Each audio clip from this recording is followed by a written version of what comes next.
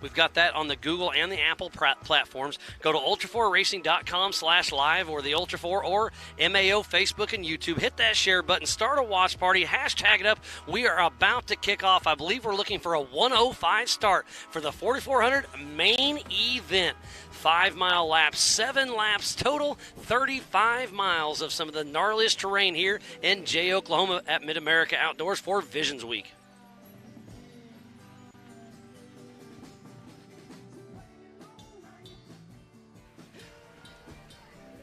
You can see all of them lined up down there in staging. That staging row, like we were saying earlier when we were panned out for the Can-Am UTV class, it narrows up at the upper part of it, so they have to go single file until they can get down there and do that double stack start.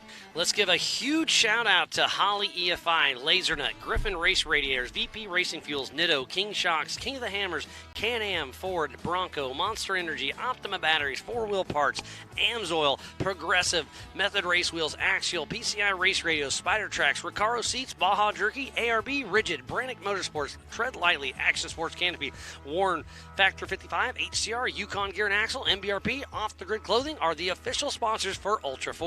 And also we have the Mid-America sponsors, Ultimax Belts, 360 Wraps, the Off-Road Syndicate, and Mid-America Outdoors. So please support who supports the sport. And another cool thing we've got is this is who is already qualified for the 2023 King of the Hammers. We have Josh Blyler, Casey Gilbert, Marcos Gomez, Cade Rod, Rusty Blyler, Tad Dowker, Frank Vonderheide, Darian Gomez, Kevin Stearns, Brian McVeigh, Chris Branton, Bailey Campbell, Paul Wolfe, Chip McLaughlin, Cody Hardesty, and Shannon Campbell, Raul Gomez, Mr. Eric Miller, Vaughn Gittin Jr., and Zandy Willems, Cody Addington, Edwin Abb, Lauren Healy, and JP Gomez, Brian Crofts, Chad Hunt, Dave Oliver, Philip McGilton, Jason Shearer, Jordan Pellegrino, Brendan Thompson, Cody Miller, Tom Ways, Mr. John Webb, Eric Wicks, Brian Caprara, Jason Blanton, and Joe Thompson, Jason Shipman, Mr. Waylon Campbell, Sam Collins, and Chad Owens, Guy Miller, Tyson Shell, Randy Slauson, Liam Morris, Aaron Smith, Brett Harrell, Levi Shirley, Kirk Jensen, Roger King, and Daryl Christianbach,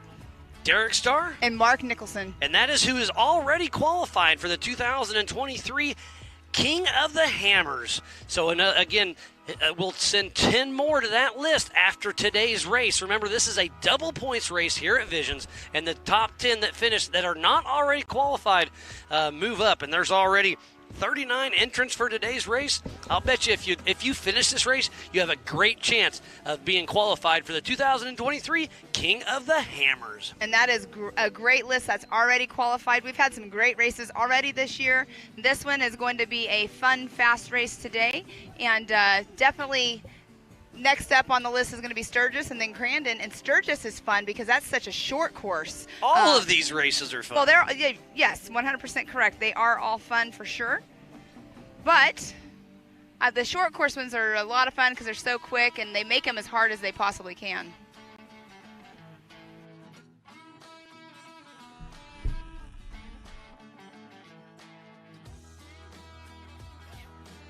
We've got Mr. John Goodby in the house. He'll be helping us build the track here in Sturgis here in just a few weeks, I assume.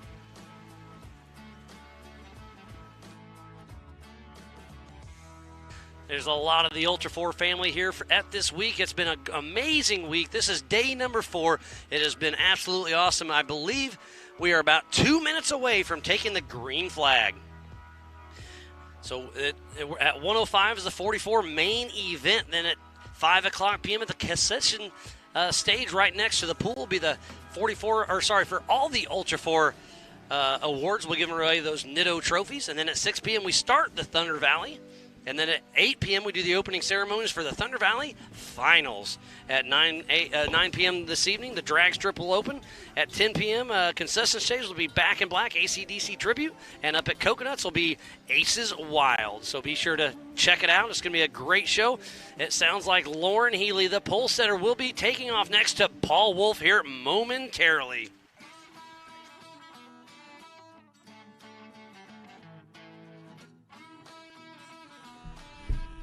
This race is on adjusted time. They're taking off 2 at a time. And like I said, I'll get the split times here shortly. I don't know if it's going to be 15, 20, or 30 seconds. There are 39 competitors getting ready to take off the line. And on that pole position is Mr. Lauren Healy. And the fastest lap of the day is Mr. Paul Wolfe in his Can-Am just a little bit ago with a 9:03. Are we going to be able to break that 9-minute mark? I think it's going to be close. These bigger cars have a lot more horsepower, a lot more suspension, but they're bigger, they're wider, and these woods are tight. So we'll see. And we have already seen that dust is playing its toll already. Pam, this is going to be a wild, wild ride. I cannot wait to get this party started, and we are seconds away. And you can see they're perfectly lined up right there, getting ready to do their start.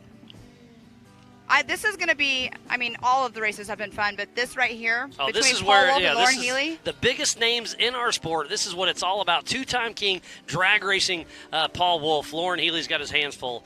Fun Haver off-road team.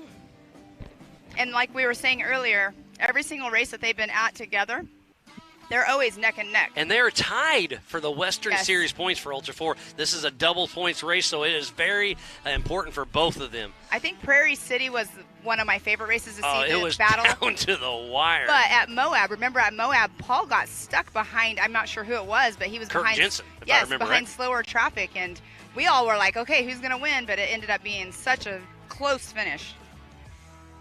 So these are both single-seat cars. Lauren Healy's in that Triton Engineering and Paul Wolfe in that UFO. Usually I run through a long list of sponsors, but with as many cars we're taking off, as fast as we're taking off, I'm going to have to skip that and just stick with the drivers. Yes, exactly. We're starting off, like you said, two per, as you can see right there, and it's going to be a quick start. Not sure exactly what the time is between each car, but we will find that out here shortly. And this race is on adjusted time. Everybody's locked and loaded, got their fire suits on, the helmets on, the visors down, gloves on. They're hot in this heat. It is going to be a battle all the way to the finish line. It is 93 degrees. The sun has completely broke through. It was pretty there's lots of clouds earlier today, but now it is just full sun. It is hot. Yeah, it's lots of overcast out there this morning, but now the sun has poked through.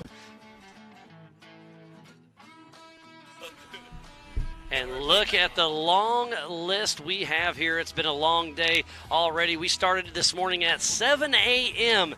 with the 4600 Spider Track stock class, and Vaughn Gittin Jr. that's taking off in that second row, won in that Bronco this morning. Can he win twice in one day? So that's another one with seat time already this morning. It's going to be interesting.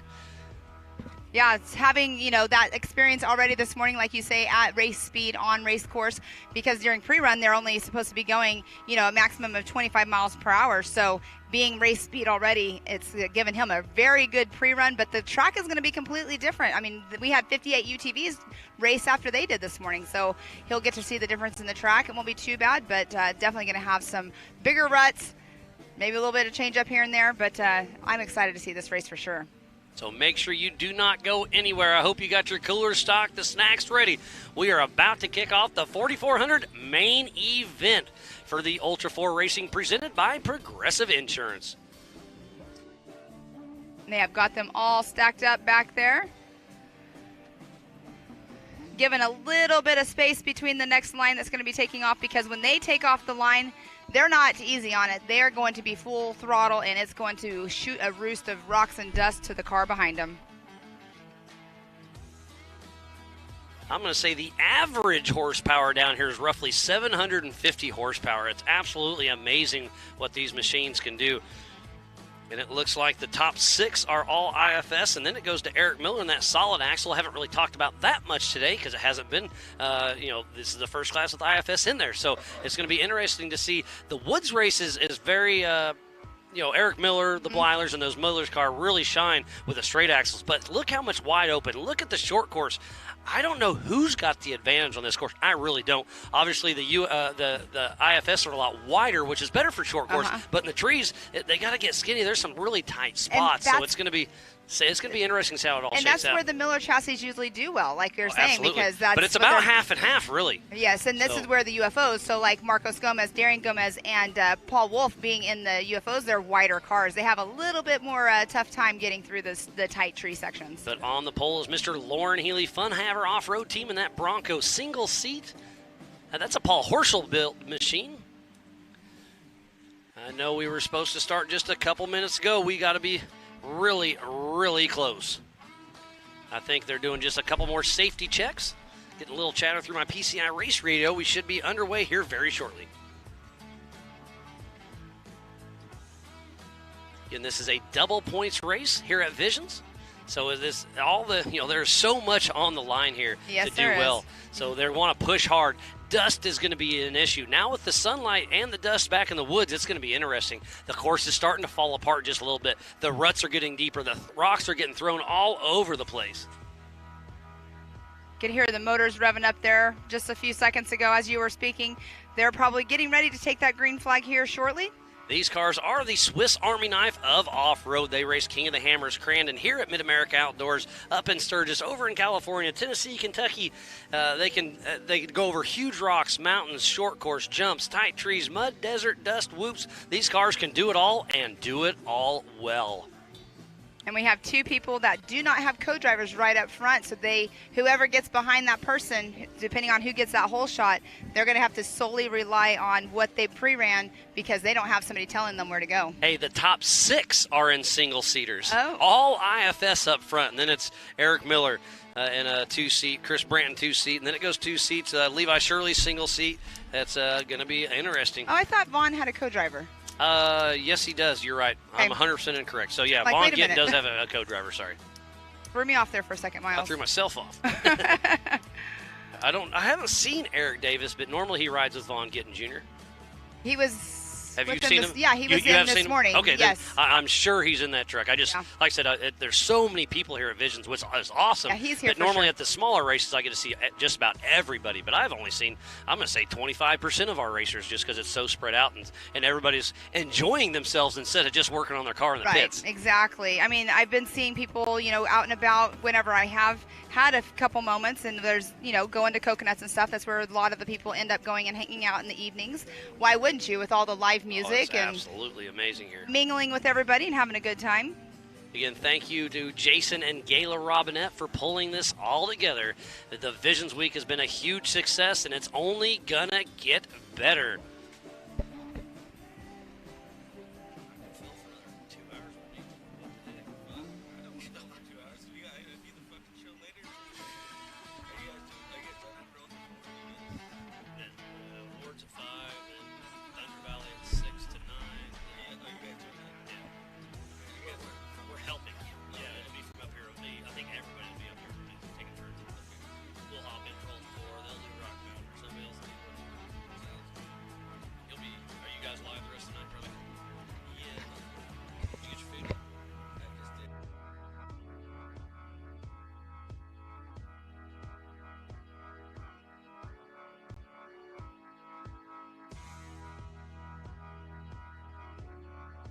We still have a lot more events yet to come. We'll be in Sturgis here in just a few weeks, and then we'll be up in Crandon over Labor Day. And there's an event here over Labor Day at Mid-America Outdoors. We have the UTV Takeover August 10th through the 14th, and then we all end up back here in October for Legends of the Fall. It'll be the Nationals for Ultra 4, the National Rock Racing Association Finals, and the Mid-America Outdoor Side-by-Side Championship Series. So lots of stuff. Make sure you do not miss Legends of the Fall this October.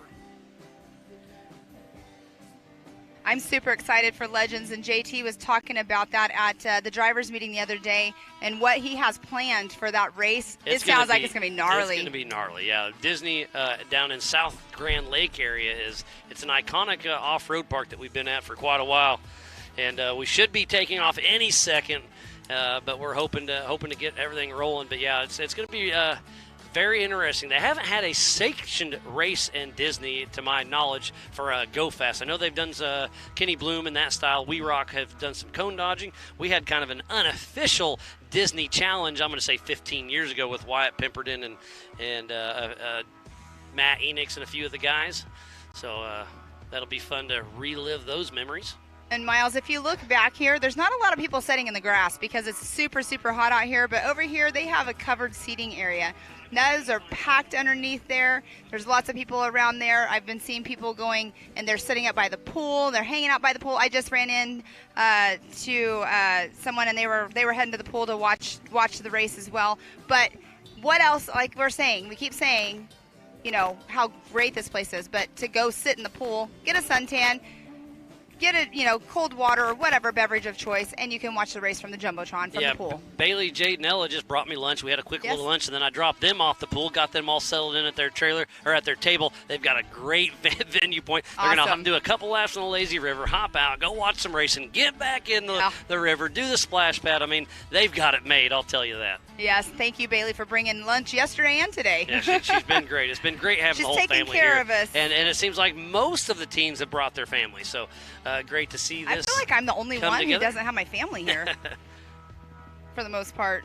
They're at home watching, though. Still, I talked while we were on our lunch. I made a phone call, and they're pulling into our vacation spot. And so that's why you were almost late, huh? No, I was helping Liam out with some USAC stuff. That's why I was almost late. Brian Hinks is tuning in from San Francisco Bay area. Thanks for tuning in, Brian. We are hoping to get this kicked off very soon. Looks like Philip Bradford is tuning in from Alabama. Thanks for tuning in.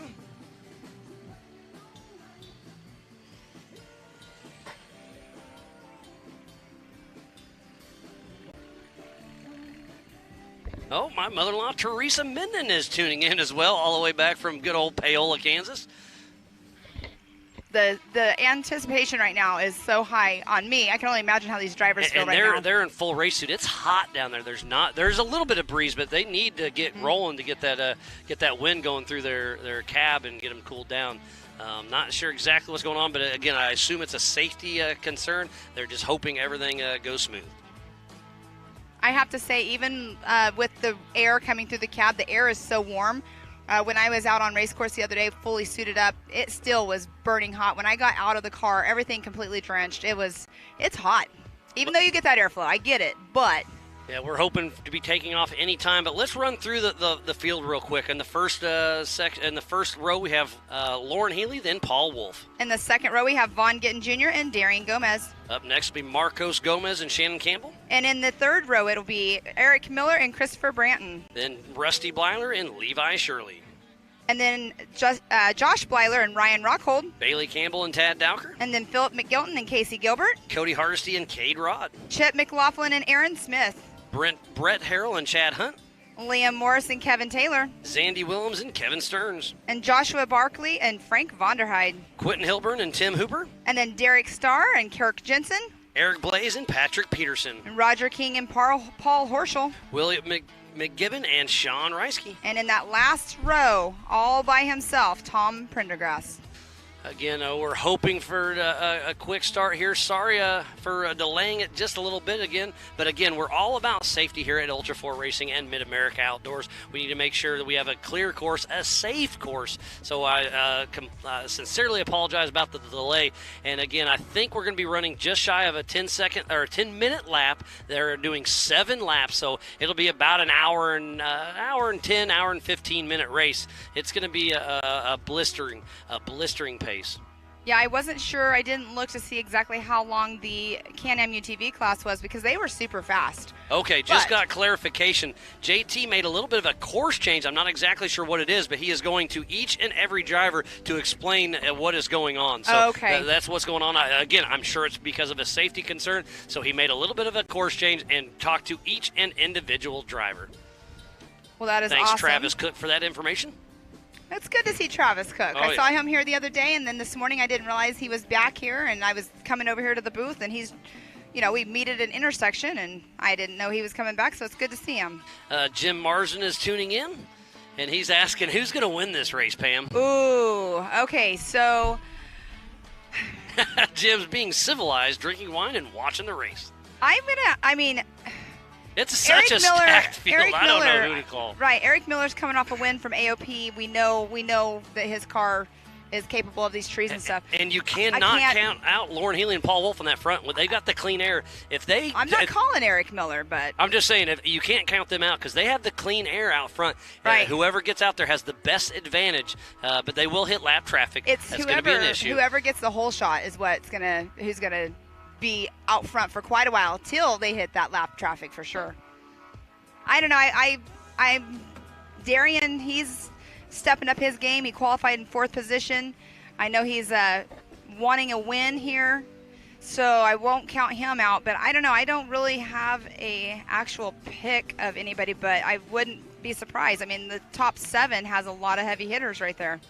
Yeah, I mean, you can't count out the Bleilers. Yep, that's Levi Shirley's fresh back. He's kind of took a little bit of a break from Ultra 4. Did the Pikes Peak Hill Climb just a few weeks ago and did an amazing job there. What was so cool about that Pikes Peak, I mean, he rolls in a turn, lands back on all 4, and then goes and finishes. It broke the internet, that's for sure. It did for sure. Yeah, it was watching that replay and everything and seeing what he did.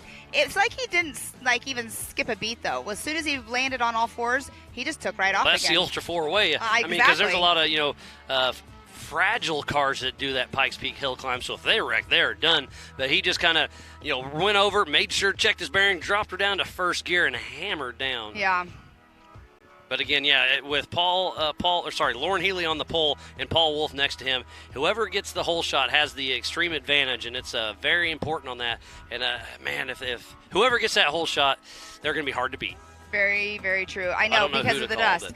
I don't know. I mean, Lauren and Paul are so competitive, natured, and then they're so good together out on race course. I don't put it past Paul Wolfe to get the whole shot though, because where he's positioned, being in that 2nd position, that is a line right there. He can take that outside, but then again, he can do a crossover, I guess, and get in front of Lauren. I'm not sure. I keep reading through the list. Jim, I cannot make a pick because we got multiple kings here. There isn't hardly a name here I don't want to pick. Right. So I don't know. We'll see how it all shakes out. I mean, Paul Horschel took a tumble during qualifying, so he's taking a rear start, which sometimes time is on your side, but with all this lap traffic, all this dust, I'm not so sure if that's going to be helpful or not. Well, and Paul Wolfe being in that center seat right there, a little bit wider than Lauren Healy, but Lauren does a lot of drifting stuff. But I don't know. I think width-wise they're very similar. But Paul Wolfe, he's got a lot of seat time out here this weekend, so I don't know. I can't call it. Yeah, no, those UFOs have extremely good visibility out of them. I don't count out one of the 3 UFOs. Oh, absolutely. Being on the podium for sure, or not even on the number 1 spot. Yeah, Darian and Marco starting 4th and 5th. They're both in the UFOs. Joe Thompson builds one beautiful machine. But those Miller cars are hard to beat in the woods. And like I said, there's quite a bit of tight woods out here.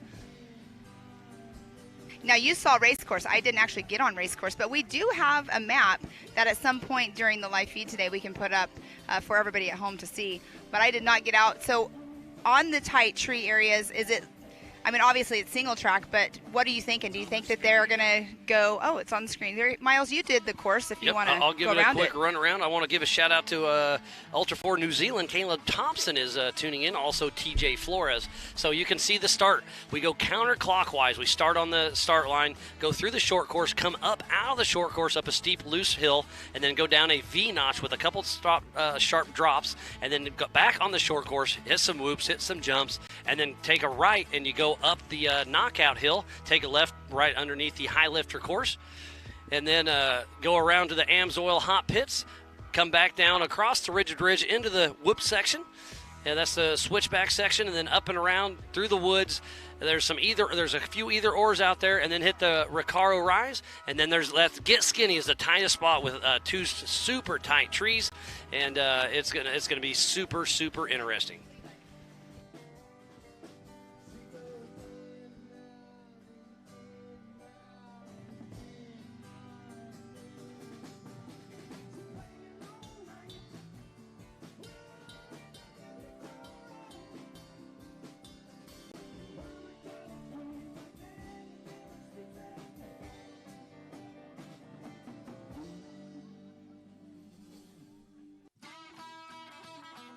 Oh, that is looks like Rusty or Josh Bleiler's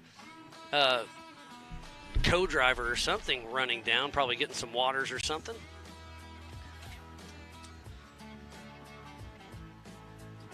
We're going to bring in a guest here. Mr. Levi Metzinger, you had a great run today in your Can-Am. How you feeling right now, buddy? Oh, I feel hot. Yeah, it's warm out there. You got second place, if I remember right, correct? Yeah, yep. So it was a good day. Started in the back, and Yeah. You we were watching the live.ultra4racing.com timing, and you worked your way up quite a bit. Yeah. And did a great job. And like I said, you were kind of in the back of the pack, but just kept ticking those laps off, and all of a sudden it's like, oh, wow, Levi's really making a charge. yeah, it's And nice. you had that dust, didn't you? Yeah, I think we all had the dust, and even Paul on the second lap. Even if he didn't catch anybody, it didn't. It was just sitting there. It didn't blow away. It didn't do nothing. So, yeah, we started, and we picked a lot of cars off right away. Yeah, no, it was pretty impressive. Where did you make your passes at? Out in the woods or on the short course, or where was the easiest place to go? There was nothing easy, probably. It was easier on the short course than in the fields for sure. If you just outbraked people in the fields, they just push harder, longer, yep. and then So smoke the brakes at the end and Yeah, dive and in. I know, by the time we got to the rhythm section down there on the first lap, I caught Papa Poe. So Oh, I wow. think he started 19th or something. And he's so no slouch either. No, so I passed probably 10 cars in the first 2 miles, and then we got into the woods, and it was tough. If I could see a chase light, I was going for it. Yeah, And it's like chasing the dust. Absolutely, and with all this dust, that's about all you could do. We have Mike Seward tuning in, rooting on Jimmy's Army. You got Stephen Lindsay. Kyle Seglin is excited for Paul Wolfe. Nice. So is that JT Taylor, our race director, heading to the start line? So, Levi, always a pleasure, buddy. If you want to stay in, you're more than welcome, but we're about to kick this party off, I think. Yep, this is a quick start. We're not sure exactly what the increments are quite yet. Casey Ryan is rooting on Miller Motorsports. Stan Haynes says misses everybody out here. Steve Mack tuned in. Chris Elrod, he'll hopefully be in Sturgis with us. That's Bird. Jennifer Williams. This is going to be a real good race. I mean, there's a lot of 4400s and a lot of 39 of them out there. Oh, it looks like JT Taylor's right on the start line. Green flag about to go. So JT Taylor talking to our pole setter, Lauren Healy. Next to him is Paul Wolfe. This is going to be a horsepower game, and I think Lauren Healy has more horsepower. What do you think? Who do you think's going to get the whole shot? I think Lauren's going to get it. You think he's going to get it? He is I on think the Paul's inside going to line, get it. I think Paul's going to pass him going up the hill. Okay, I like it. I mean, right now Paul has the inside line, but once they get up that hill, it depends. I mean, Lauren will be on the inside. You can't go too wide up there. They've already been sitting in this exact spot for about a half hour. They've got to be hot and ready to move. I think Jamie and Paul were switched. I think Paul was on the right side. Yeah, because he was on the pole. Setter, yeah. And he had the lead. Yep. So we'll see. I don't know. Yeah, he definitely jumped out in front of Jamie. I mean, I honestly, it's like a drag race for both of them, and it's hard to choose. The green flag is in JT Taylor's hand. Giving them the hands. Are you ready? They go. Here we go. So pole setter Lauren Healy and Paul Wolfe, and Lauren Healy with the early hole shot. But you can hear him spitting and sputtering because they idled for so long. But Lauren Healy out front. Paul Wolfe trying to get on the inside, but Lauren Healy gets it. On this two right here, I mean, sometimes it's easier the closer you stay to the car in front of you to see that car. You don't want to get too far back because then you're blinded by the dust. And then next off the line, Vaughn Gittin Jr. and Darian Gomez. And they are at 20-second increments, 2 at a time. This race is on adjusted time. And look at Paul Wolfe sticking a nose in on Lauren Healy. Oh. He'll set him up on the outside, but Vaughn Gittin Jr. gets the whole shot over Darian Gomez. And you can hear all these cars loaded up, spitting and sputtering. But up next is Marcos Gomez, drag racing Shannon Campbell. And it looks like Marcos Gomez. No, it's still down the wire. So it does look like Shannon Campbell's on the inside. So Shannon Campbell sneaks it away from Marcos Gomez. Pam, Levi, this is a race. Yes, it is. Next off the line is going to be Eric Miller and Christopher Branton. And Christopher Branton gets a little head start over two-time king Eric Miller. Like he has some issues. And Chris Branton has Ryan Webb riding shotgun with him. It's a long race. And Ryan Webb told me to tell his wife Stephanie happy birthday and thank you for letting them come out here and play with us at Ultra 4. Yeah, Eric Miller looks like a little bit off pace. Yes, now off the line is Rusty Blyler and Levi Shirley. Rusty Blyler has Shane Erdman riding shotgun with him. And then off the line next is going to be 2020 King of the Hammers winner Josh Blyler with Jared Erdman riding shotgun. Next to him is Ryan Rockhold. Ryan Rockhold has that really cool wrap on his car. Iridescent. Look at the dust. And it is Lauren Healy still out front. Where is Paul Wolfe? Look at the dust. He's Wolfe back has there. dropped back about 20 seconds already. The dust is gnarly. So Lauren Healy, if it's his race to lose right now. And next off the line is Bailey Campbell and Tad Dowker. Looks like Tad Dowker has the lead right now on Bailey. Going up the knockout hill, Paul Wolfe is, and look how nasty this dust is. Up next, the number 47 of Philip McGilton with Dr. Amanda Ross riding shotgun. And then the 618 of Casey Gilbert with Tranny Tom riding shotgun. And then Philip McGilton and Casey Gilbert will be next off the line. And Casey got the whole shot on that one. Up next will be the 408 of Cody Hardesty with Chris Wyant riding shotgun, and then Cade Rod with JT riding shotgun. And then next off the line is going to be Mr. Chip Happens McLaughlin and Aaron Smith. What a great race. We are halfway through sending out our competitors, and these are the biggest and baddest names in our sport. These guys and gals are going to be laying it all on the line. Up next, the 4456 of Brett Harrell and Todd McMillan. And then next to him is going to be for the 456 of Chad Hunt and Corey Day. Looks like Chip has the whole shot right now. And Lauren Healy dropping down the Bronco Falls in that beautiful Bronco. What a race we have going down. And then next off the line is going to be Brett Harrell and Chad Hunt. Taking off the line right now is number 40, Liam Morris and Kevin Taylor. Liam Morris has Nick Charleston, and Kevin Taylor has Heat Day riding shotgun. And Brett Harrell got the whole shot over Chad Hunt.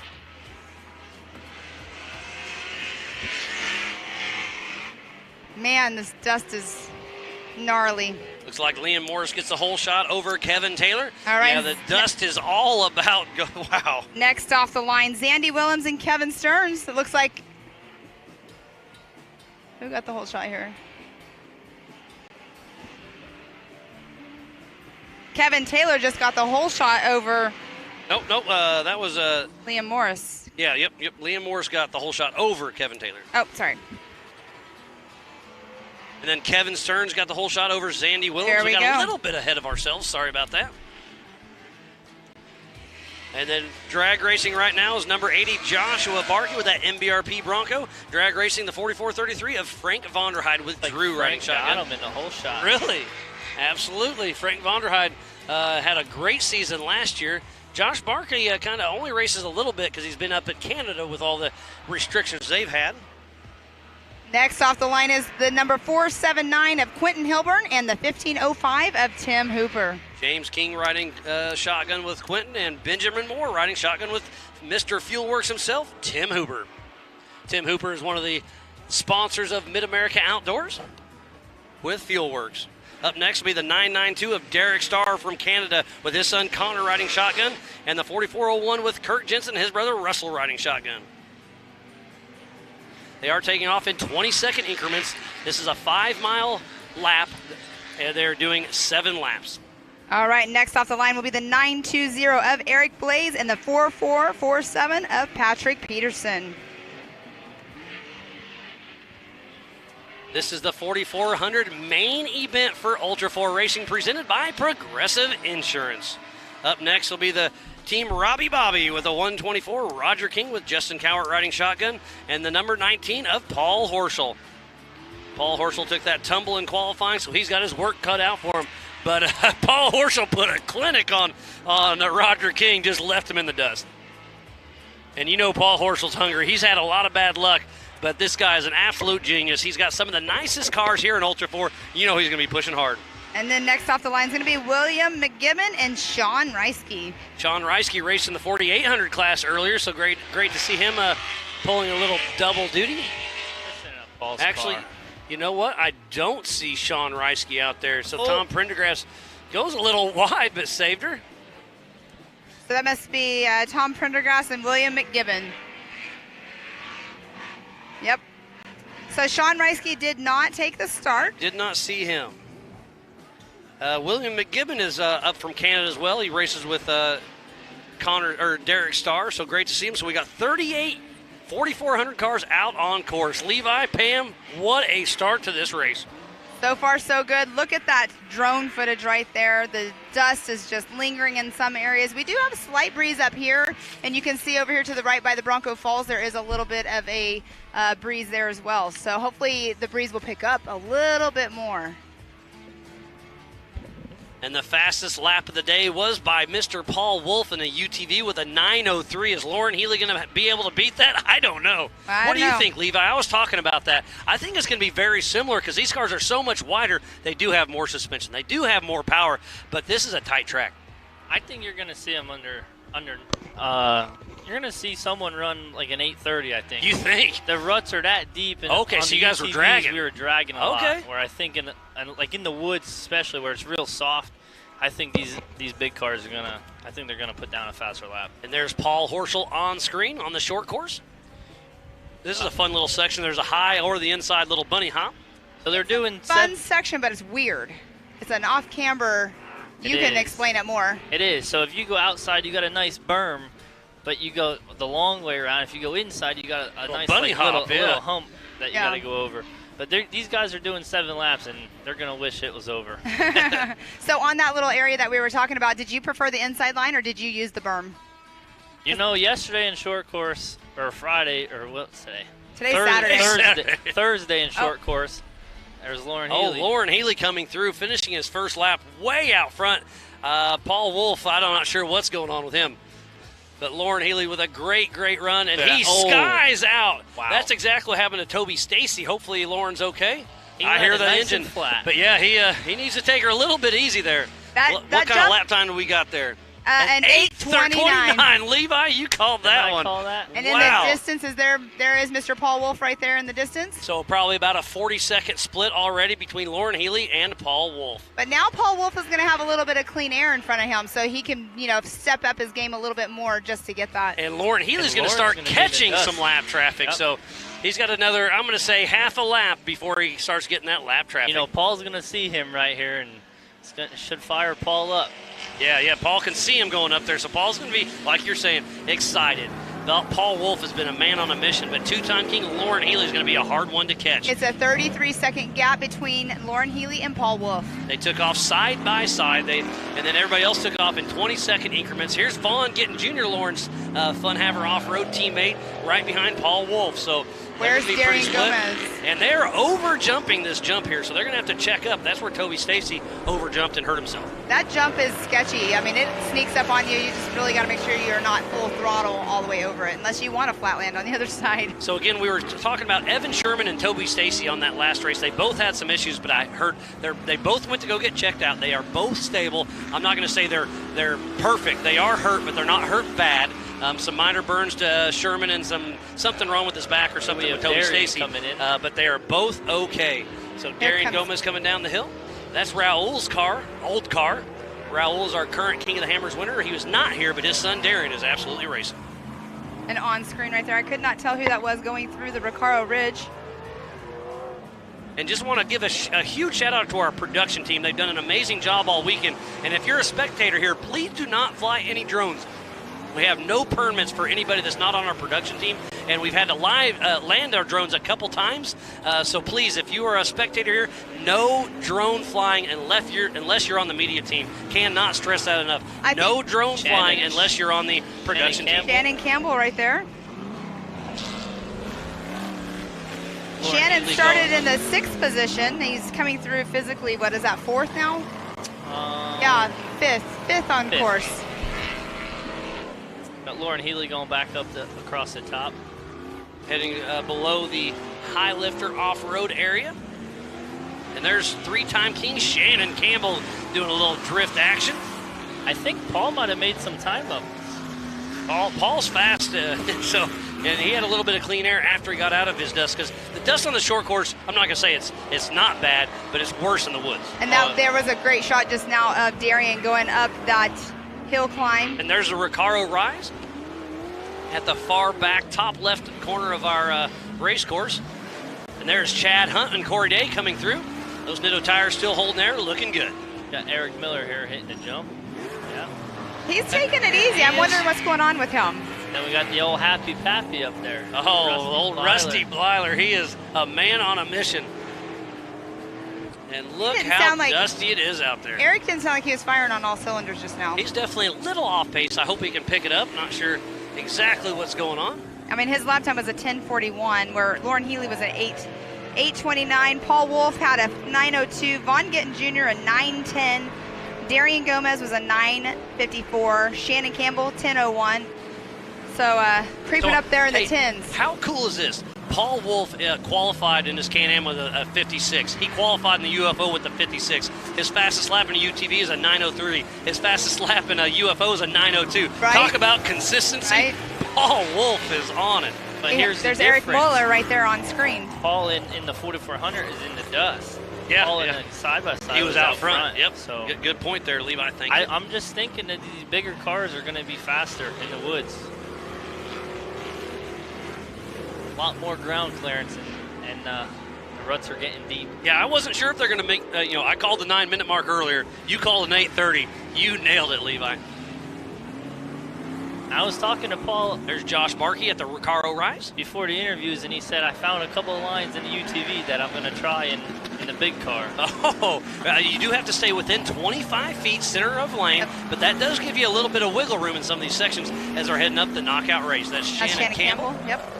3-time King of the Hammers winner. He's in the Off-Road Motorsports Hall of Fame as well. Dirt Sports.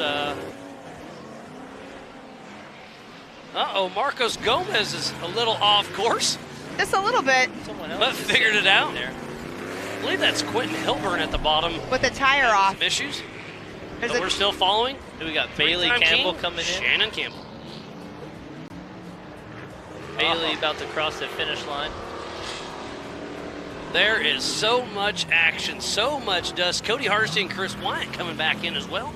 And there's Chris Brenton coming in the screen as we speak with Ryan Webb with Kryptonite Customs. That's Shannon Campbell blowing by the AMSOIL hot pits. Hopefully we can catch up. There's a Fuelworks driver, Tim Hooper. Hopefully we can catch up with Scott Rain at some point this afternoon once we get a little action down in the AMSOIL hot pits. I saw Scott, I went up to the Power Sports at lunchtime, and I saw Scott in there, and his shirt was covered in dust, and all he did was a pat on his arm, and it just went flying everywhere. It's a little bit dusty down there. There's Eric Miller on screen. 2-time King of the Hammers winner in that Miller Motorsports Pro chassis, running that Optima battery wrap. And here's the Recaro Rise with Roger King coming up. Team Robbie Bobby. There's Levi Shirley heading up the knockout race in that single-seat IFS Campbell chassis. So far we've only had 17 of the 38 cars complete their first lap. That's the switchback rhythm section we're watching from high above. Something happened to Casey Gilbert. He started at 16. Yeah, you're right. Good call. We haven't seen either Chip or Zandy as well. I think one of them's coming in right now. That's Josh Blyler on screen. I think this is Chip coming down onto the short course. Looks like a Rufus car. That's Liam Morris, if I'm not mistaken. Yes. Maybe I'm wrong. Hey, I've been wrong more than once. I'll promise that, buddy. Tough. It is tough, isn't it? Especially those little UTVs when they get a little dusty and dirty. They all look the same.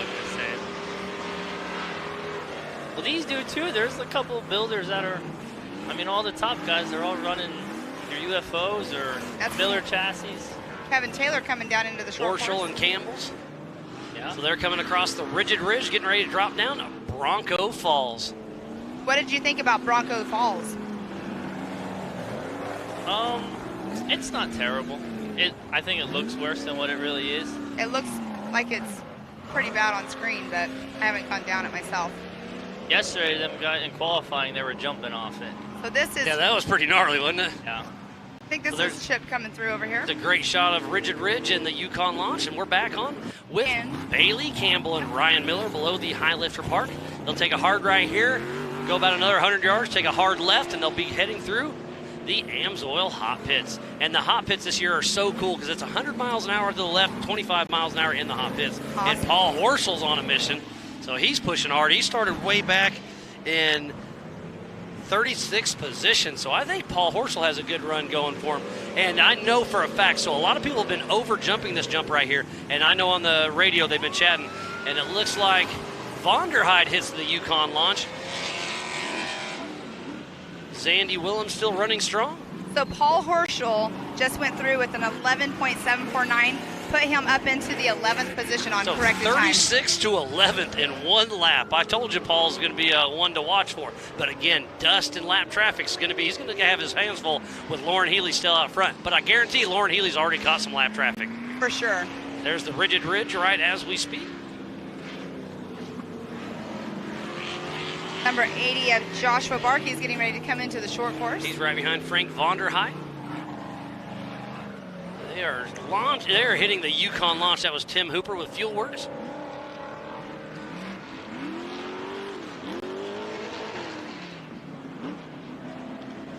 So Josh Barkey and Frank Vonderheide. There's Eric Blaze back by the Recaro Rise with Top Rock Off-Road. Nice little drag race going up to that hairpin turn by the Barbie Jeep downhill. That was a lot of fun yesterday. Did you tune in for that, Levi? Yeah, I watched it while relaxing in the pool. That's a good place to be doing it from. Yeah. We should name this corner Barbie Hill or something because that's where the Barbie Jeep always is. So Josh Barkey gets around Frank Vonderheide. Josh Barkey running one of those Triton Engineering Ford Broncos. Sean Very Reisky. similar to Lauren and Vaughn. I just saw Sean Fuelworks Reisky car out on going race the wrong course. Miles. What? I just saw Sean Reisky out on race course. Okay, well, I So he missed took the him green take flag. off. Yeah. Good.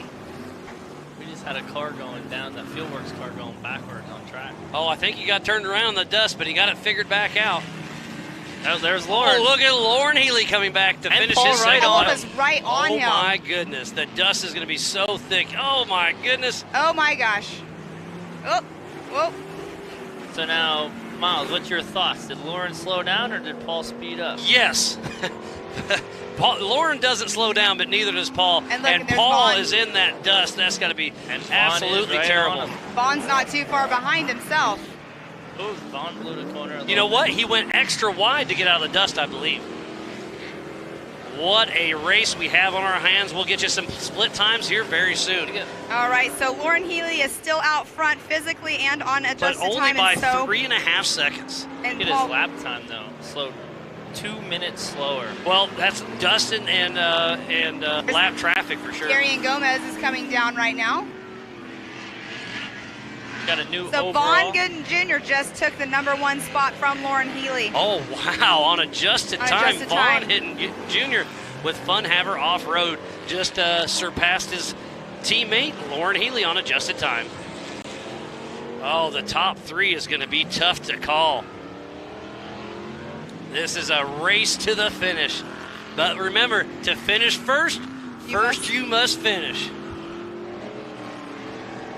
By 2 seconds. This is In insane. front of Lauren by 2 seconds. They just finished their second lap out of 7. Remember, these are 5-mile loops. It's going to be a wild ride. And look at the dust. We were seeing some people having issues earlier with their air filter getting clogged up with all this dust. And look at all the dust they're eating. So I could definitely see that happening with these guys too. So the top 4 are separated by 20 seconds.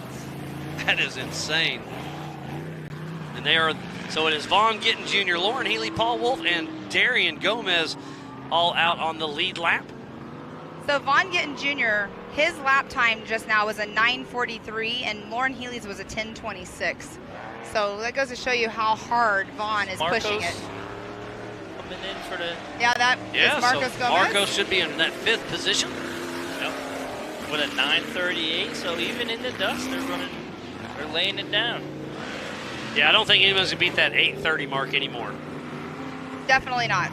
I don't know. We've seen Paul and Lauren battle it out before. You know what? You're right. And if any two could do it, those would be the ones. But Vaughn Gittin Jr. is right on their heels. Got Shannon coming in here for another lap. We have somebody going a little wide there on race course. Probably just being polite and letting them go around. They both looked like they were kind of going wide, but That was maybe Kirk not. Jensen that pulled off. Oh, and he blew the. Is he pulling off? Oh, Lord. Oh, no, he accidentally pulled off right in front of Lauren Healy. So Paul Wolfe is going to be all over Lauren Healy. Kirk Jensen, I believe, unintentionally just cut off Lauren Healy. The dust was thick. He pulled over for somebody and then pulled right back in front because he couldn't see Lauren Healy. Vaughn has a clear track now. So Vaughn Gittin is just picking up time over Paul Wolfe and Lauren Healy. And the silt on that ridge right there is just getting thicker and thicker. And there's a lot of sharp rocks sticking in the outside berm there. And there's Levi coming into the short course here in just a moment. On There's screen, there's Chad Hunt and Corey Day at the Recaro Rise. So, you know, we're here talking about Eric Miller being off pace, but he just laid down a 9:40 for 6th place. Wow, okay, so maybe he's just playing conservative. Eric Miller started in that 7th position there's Tim Hooper on screen with Fuel Works. Again, we need to give a huge shout out to Can-Am, Ford, Bronco, Monster, Optima, 4-Wheel Parts, Progressive, Holly, LaserNut, Griffin, VP, Nitto, King, and King of the Hammer. So please support who supports the sport.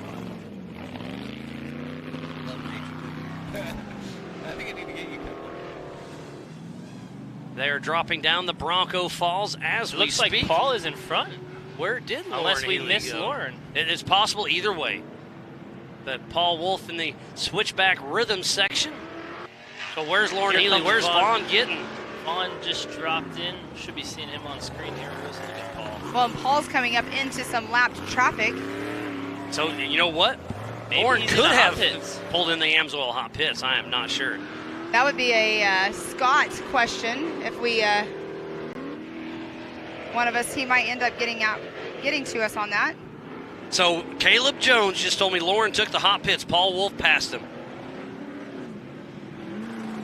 So, okay, Jonathan Terhune said so Lauren must be having some overheating issues. He removed the Bronco body and sent him right back out. So they're trying to get all the air they can. So Lauren dropped a little time, but we'll see how that shakes out.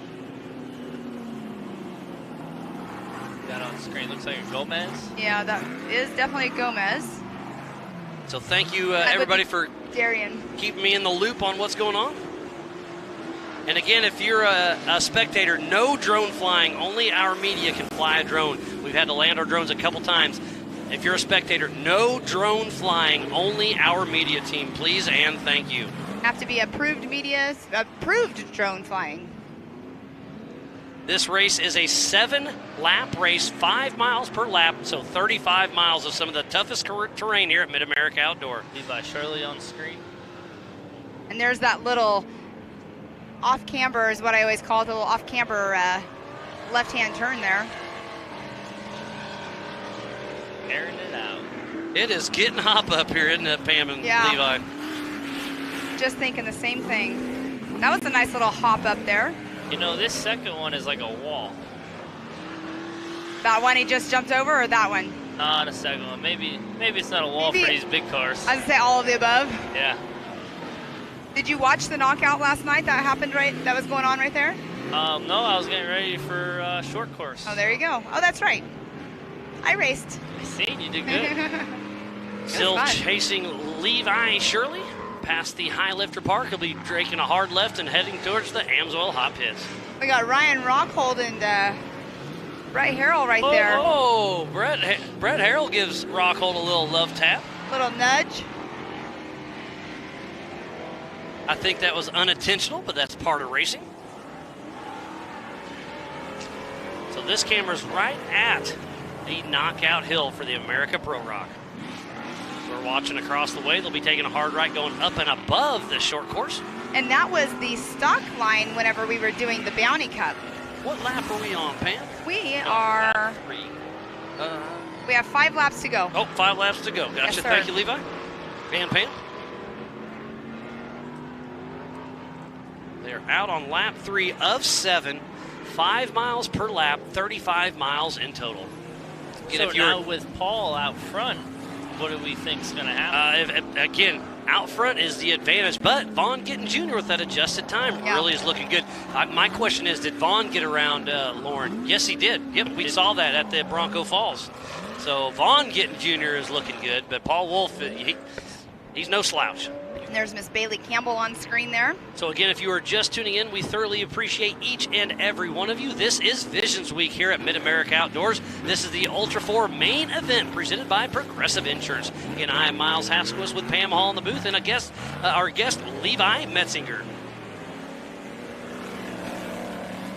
And here's one of the Rufus Racing coming into the short course, And but Paul on screen right there, that is Cade Rod going up the knockout hill. And where is Casey Gilbert? Where's Tad Dowker? I haven't seen Bill Casey McGilton come in at all. Haven't seen much of Aaron Smith.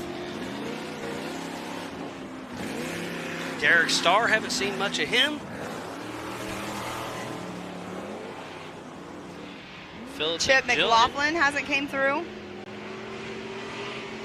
Oh, that's some horsepower from Paul Horschel. As we're speaking about Horschel, there's a Horschel car. That's Brett Harrell as he's slinging just below that high lifter off-road part.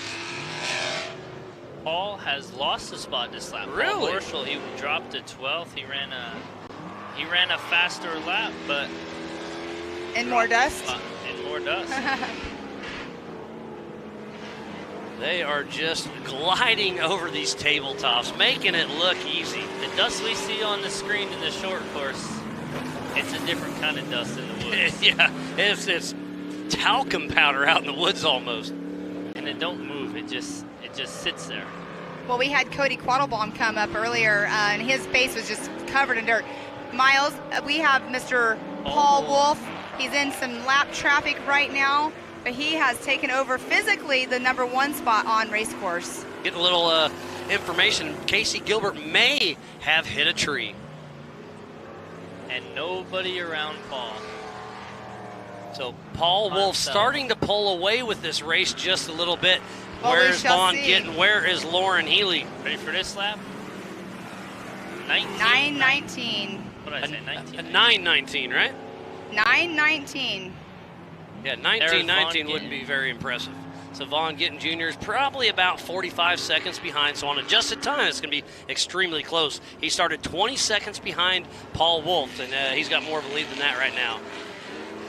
But Vaughn Gittin Jr. is a true pro, so him and Eric Davis are sticking to a game plan, I'm sure of that. And there's Lauren Healy. Oh, look at, yeah, he did pull the back body of that Ford Bronco off, trying to get it cooled down a little bit. Scott Rain was telling us that he was getting hot in there. So, Levi, I thoroughly appreciate you coming by the booth. Do it anytime. Always a pleasure. Congrats on second place with your Can-Am. Yep. And good seeing you, buddy. We'll see you at the next one. Yep, thank you. A great shot of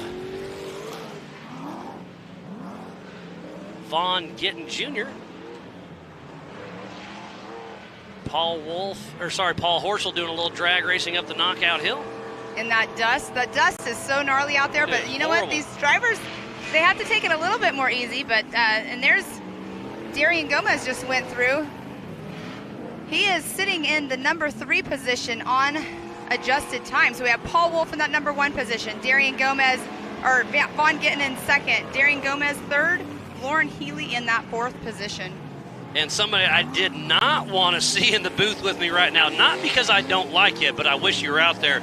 Chip, what's going on, buddy? Well, I'd rather not be seeing y'all's face right now either, but we found out those trees don't move. We were talking about that, so I assume you're in the dust. Clipped a tree? Yeah, we caught Kay just as we went off the short course, and it was blacked out. At one point, I thought we were moving. We weren't even moving. I was just spinning tires. Oh, and wow. we went up the fence line and kind of bounced off a tree, and I thought we were on the trail. Couldn't see. And then I hit a big oak and broke steering arm. So I hate to hear that for you, buddy, but hey, Chip happens.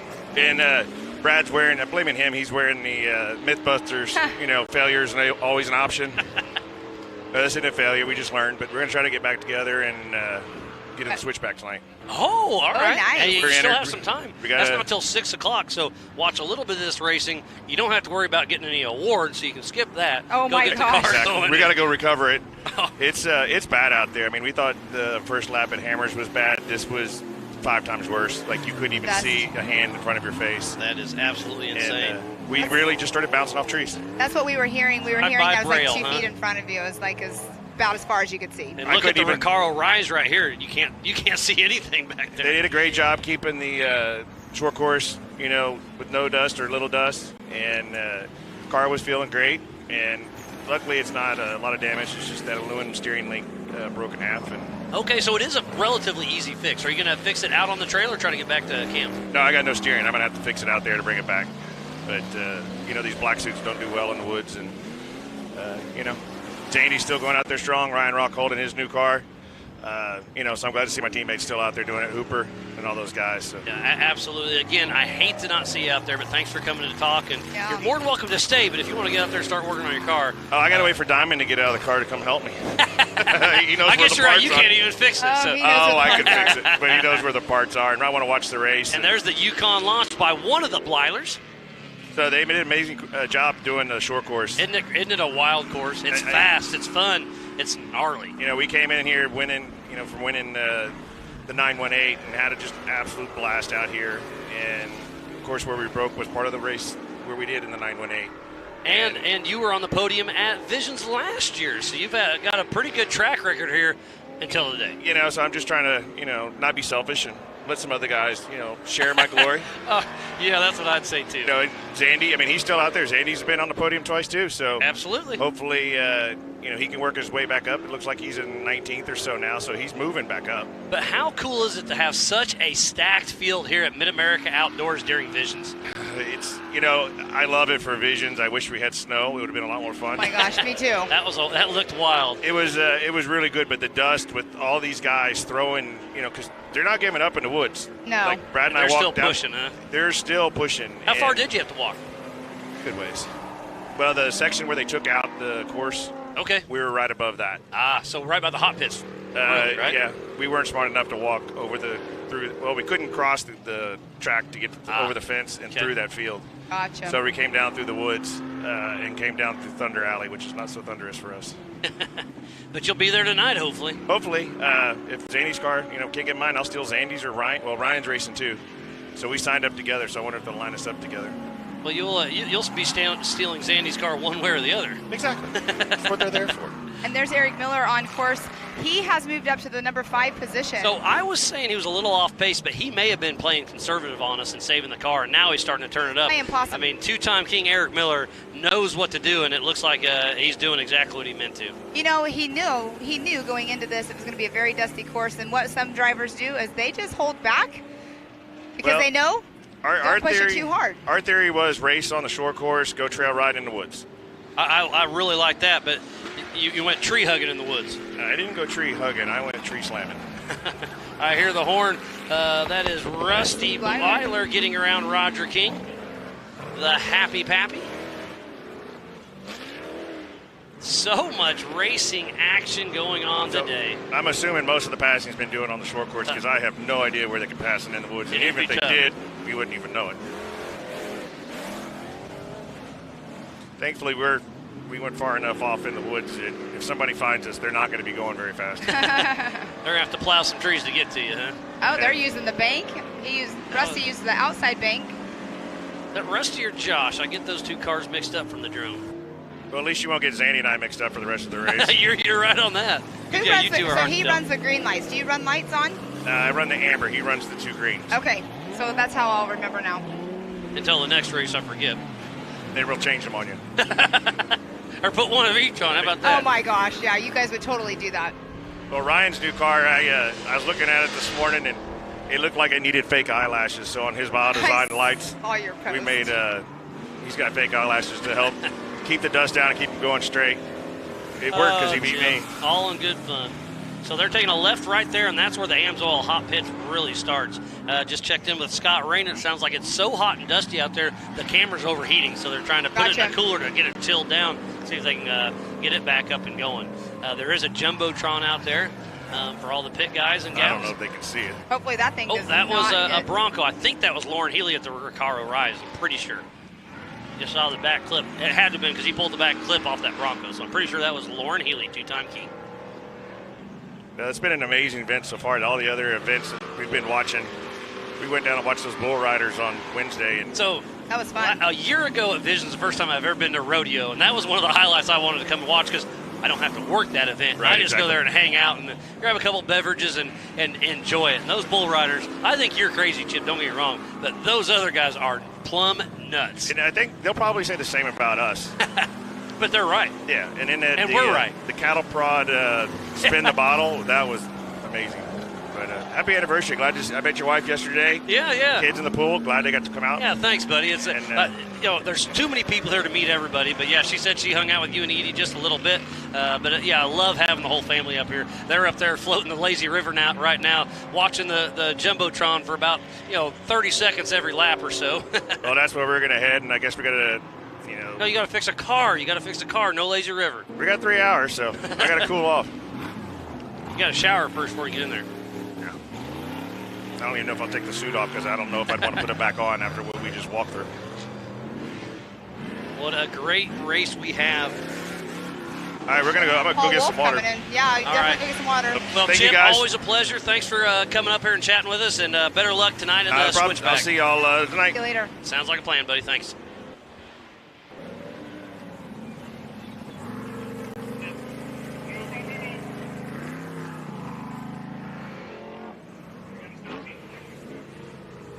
Okay, so Miles, let's update everybody. Brianna, who is Evan Sherman's girlfriend, she is at the hospital with him, and he has a few second-degree burns on his hand and a slight degree burn on a spot or two. She said that he's doing good. He's just in some pain, being very uncomfortable. But she wants to thank everybody who has called and checked in on him and messaged them. And she cannot thank everybody enough for the thoughts and the prayers. So thank you, Brianna, for tuning us in, because like I said, I heard a little bit about it. I didn't know. I was trying to tell the people just a little bit. So our thoughts and prayers are with you guys. I hope you guys make a quick recovery. But thank you for keeping us in the loop. Sounds like, some small burns. Yeah. He's going to be okay. He's in some pain, but he's in good spirits. So, that's just so cool. The entire Ultra 4 community comes together and checks on them. So Exactly. I'm glad to hear that, Evan. I hope you have a speedy She recovery. said from what they were told that the flames were at least 3 feet higher than the roof of his car. That is extremely, extremely scary. There is Paul Wolfe came through. His last lap time was a 10:09, so he's out on lap 4 right now. 3 laps to go for Mr. Paul Wolfe. There's the rigid rhythm section. Uh-oh, we have another racer coming into the Nitto studio. Mr. Tad Dowker. I hate to see him, too.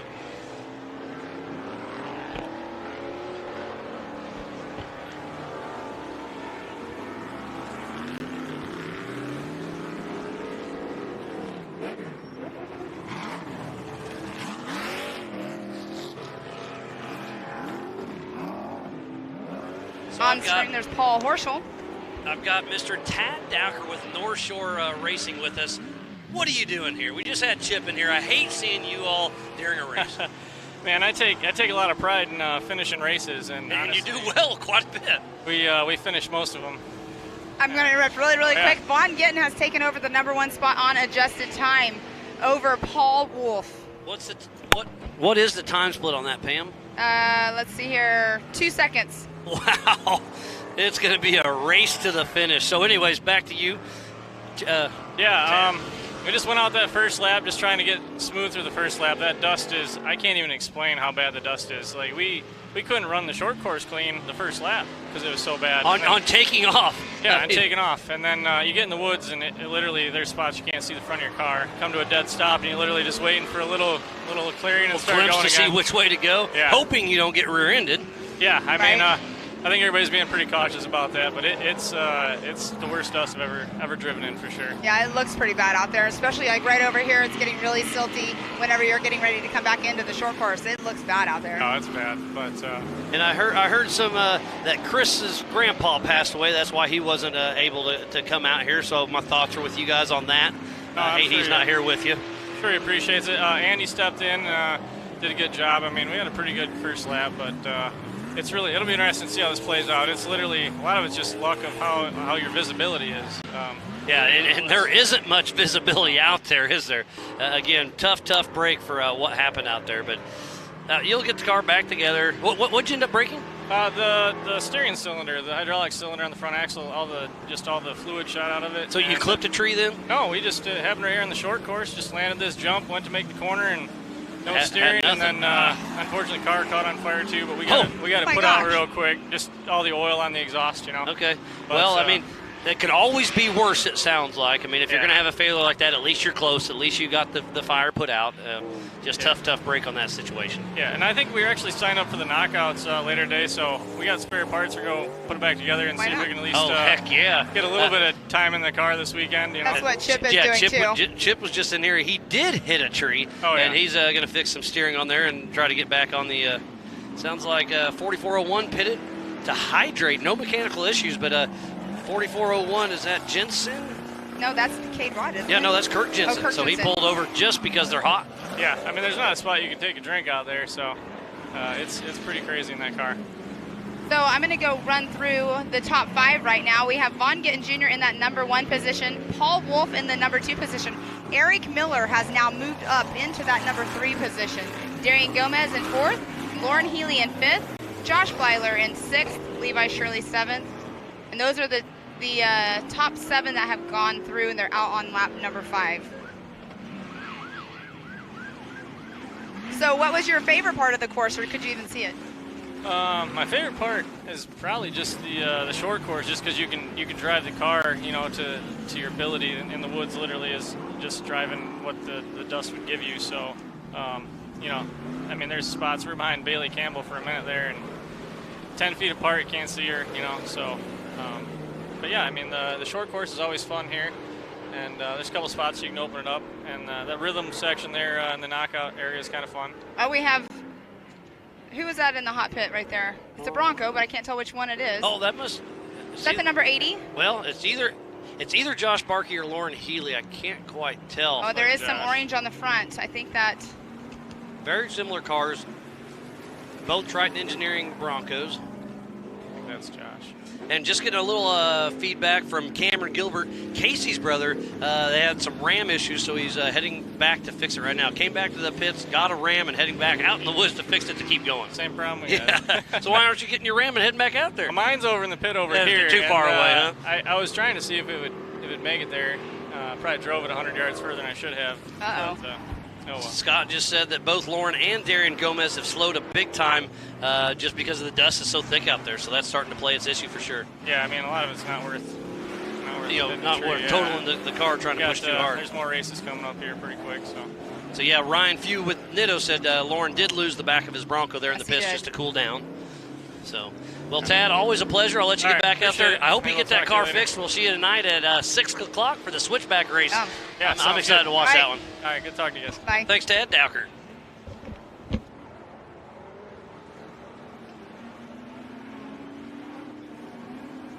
Healy just pitted one. That was Lauren Healy. It was not Josh Barkey. Okay. He pitted for about 10 seconds. Lauren Healy is starting to overheat. So hate to hear that.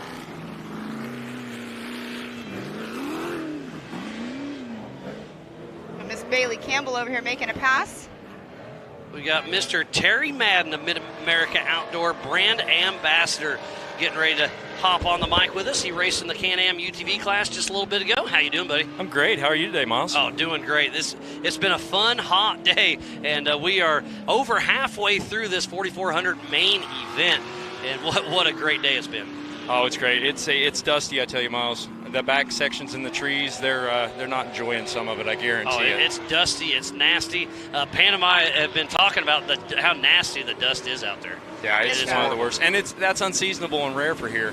Jason was saying the other night that we're in a major drought. Yeah, I mean, normally we're worried about getting rained out. And last year we had multiple thunderstorms during Visions, and this year we were working. It must have been on Tuesday or Wednesday, or Monday or Tuesday. We were praying for a little rain. Monday, there we go. A storm came through and broke. As soon as it got here, it sprinkled for 10 minutes, and that's it. Well, you remember years ago the crossbar race we had where we actually went and bought floaties and got the tornado and the 2 foot, it seemed like, a rain. And so Oklahoma's just unpredictable every now and then. So we were talking strategy earlier this week. You wanted a top 10 finish and you got, I believe, top 6 if I'm not mistaken. I haven't honestly looked. Yeah, I'm pretty sure you're. I was a you're little frustrated. I should have pushed a little harder in qualifying and didn't. We went out and just kind of tried to run clean. We didn't have any flats, didn't stop, didn't get past, and just ran where we ran in the dust. So I saw you racing the other night, Pam. Yeah, I raced last night. I did the heat races the night before. It was a lot of fun. I love this short course. I really want to come here at some point and actually race short course race here.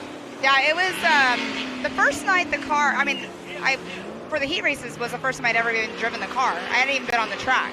So it was all completely new. And then last night was obviously my second time on course. But there were some adjustments made to the shocks, and we changed out the tires, and it completely drove different last night. I don't have front, it's just the stock Can-Am lights. They weren't super bright for being that dark, but it worked out okay. Made some passes, had some fun, shook the car down for the kids, so. I don't know if it was any different than today, though. Today in the trees, no amount of light or anything mattered. You were straight driving by Braille. And then when the dust is blooming like that so much, the sun's coming through the trees, the shadows and all that just plays tricks on you. Here's Chad Hunt and Corey Day getting ready to drop down the switchback, and there is Lauren Healy at the Recaro Rise, still pushing so hard, but we're hearing he's having some overheating issues. Looks like Lauren's running 5th. What do we got here? He's running 5th right now. We have Vaughn Gittin Jr. in that number 1 position. Paul Wolfe in number 2. Eric Miller has moved his way up to the 3rd position. Darian Gomez in 4th. Lauren Healy 5th.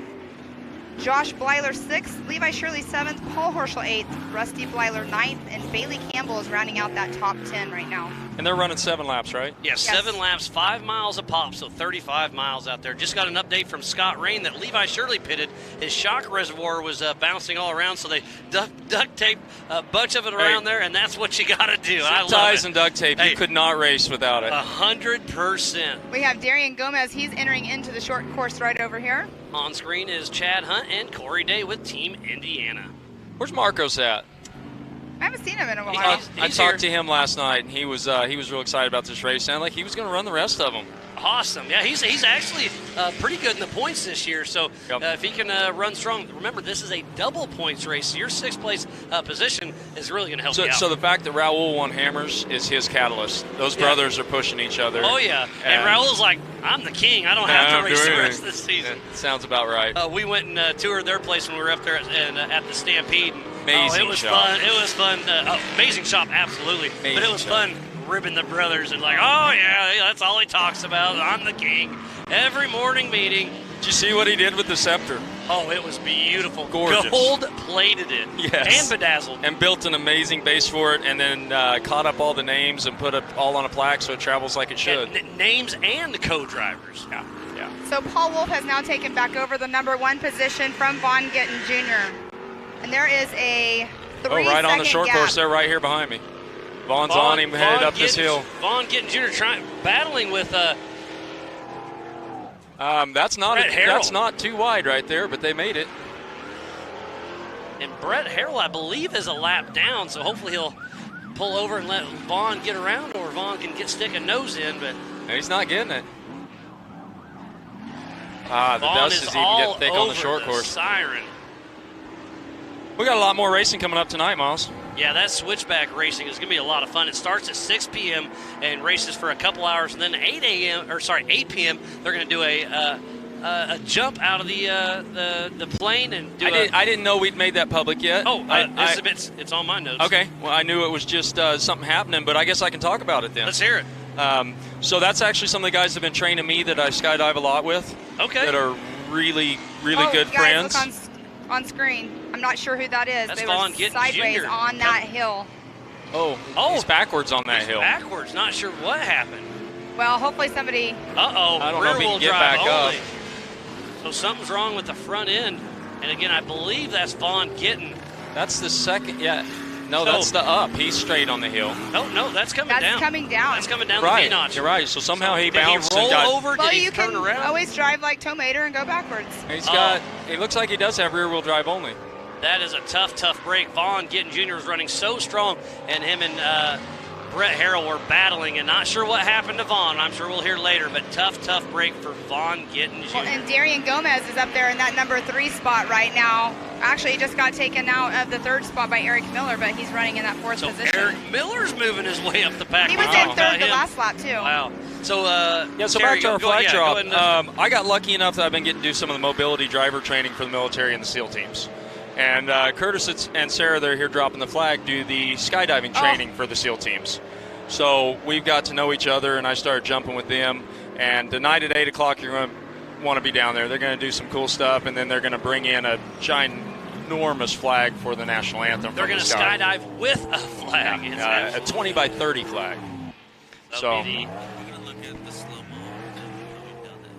I think we got it a looks slow-mo. like he's got a shocks in the rear end or not running right. We're going to have a slow-mo of Vaughn Gittin Jr. coming down that V-notch to see if we can see exactly what happened. I mean, he's bottoming out. That's going up the knockout. See, watch. When he's doing it, he's completely bottoming out. It's like his shocks are broke or something. Right rear or something. Tough break. So, all right, here's here the V-notch. He's already sideways. I can't tell what happened. So Brett Harrell's way. Okay, we're backing up. They must have tangled up coming down this hill. Look at him, nose to tail in the dust. We're lost in the dust, so we don't have a clue what happened. Did he tumble? There's two ledges there. I'm guessing that Vaughn got sideways in Brett's dust and just kind of missed that ledge. It's hard to see right there. They did a really good job of recovering and backing down and not trying to turn around, though. There's Zandy Willems on screen for just a moment, and they're coming across the Rigid Ridge. So, yeah, Miles, 8 o'clock. You're going to want to be down in Thunder Valley and watch these opening ceremonies. That's awesome. And then after that, we'll do the knockout grand finale to get that wrapped up. And then at 9, we open up the drag strip. We got live music at 10 and 11 at Coconuts and the concession stage. And then a big fireworks show tonight. Oh, really? I hadn't heard that part. A big fireworks show to round out the evening. Is there anything here that doesn't go big? Nothing. So are you racing the switchback? Yes, I am. In the Can-Am? Don't tear it up. Remember, you got to race Sturgis. We didn't do anything. We jacked it up, checked stuff, and it was fine after the race. You still have another race. Don't tear it up. No, I'm looking forward to switchback. I think it'll be a lot of fun. Well, Pam, kind of catch us back up with the scoring and timing. Looks like we have 2 laps yet to go. Yes, we have Paul Wolfe in the number 1 spot, Vaughn Gittin Jr. number 2, Josh Blyler in the 3rd position, Eric Miller in 4th, Darian Gomez 5th, Lauren Healy in that 6th position, Bailey Campbell just crossed over and she's now in that 7th position, and then Rusty Blyler in 8th, and those are the only ones that are out have completed lap 5. So it's going to be a race to the finish. The attrition is starting to come through. There's the Amsoil Hot Pits. Is that Eric Miller? Looks like it. It sure is. Eric Miller's coming into the hot pits.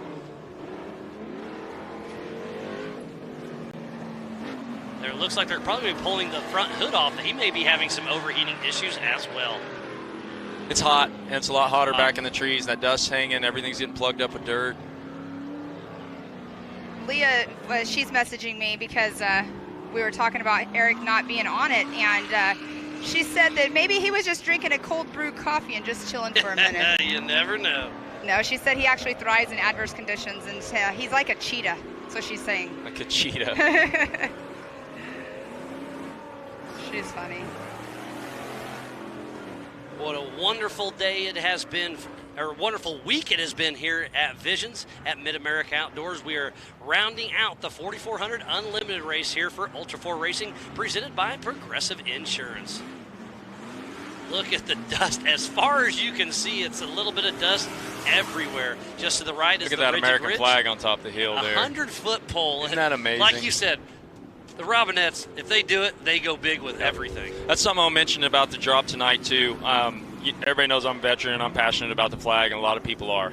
One of the things with the flag is the respect to keeping it off the ground.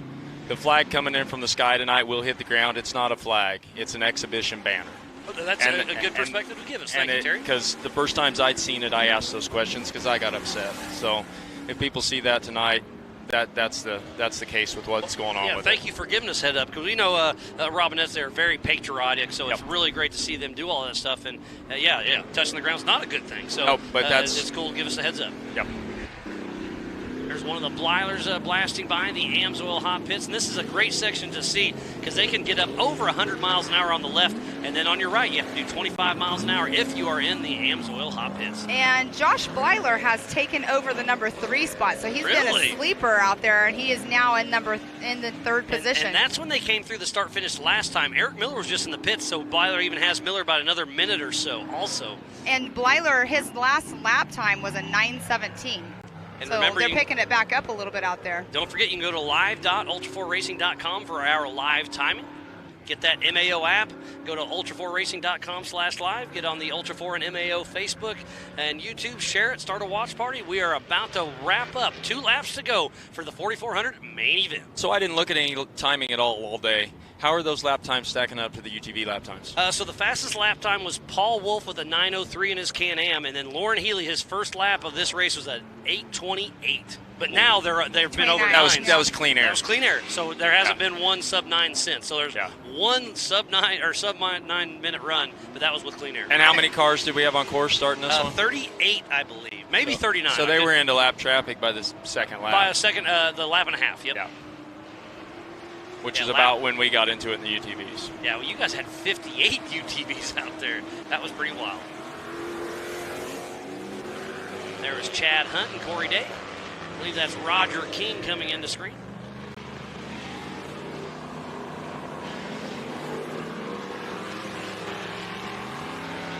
That picture right there on screen does not do any justice to how steep that hill actually is. The Talladega turn. We took it in my truck the other day with the trailer behind it. Setting up those flags, and you're like, can we make it? I'm like, yeah, momentum's key. Going downhill, I was a little bit nervous, but...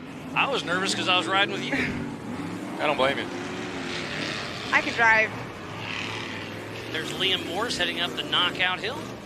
And there Darian is Paul Gomez. Horschel in the dust behind Chad Hunt.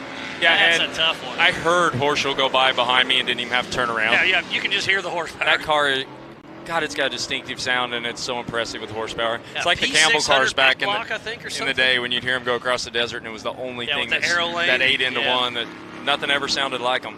So Paul Wolfe just came through, and his lap time was at 9:39. So 1 lap to go. White flag. He would have got the white flag. White flag is out for Mr. Paul Wolfe.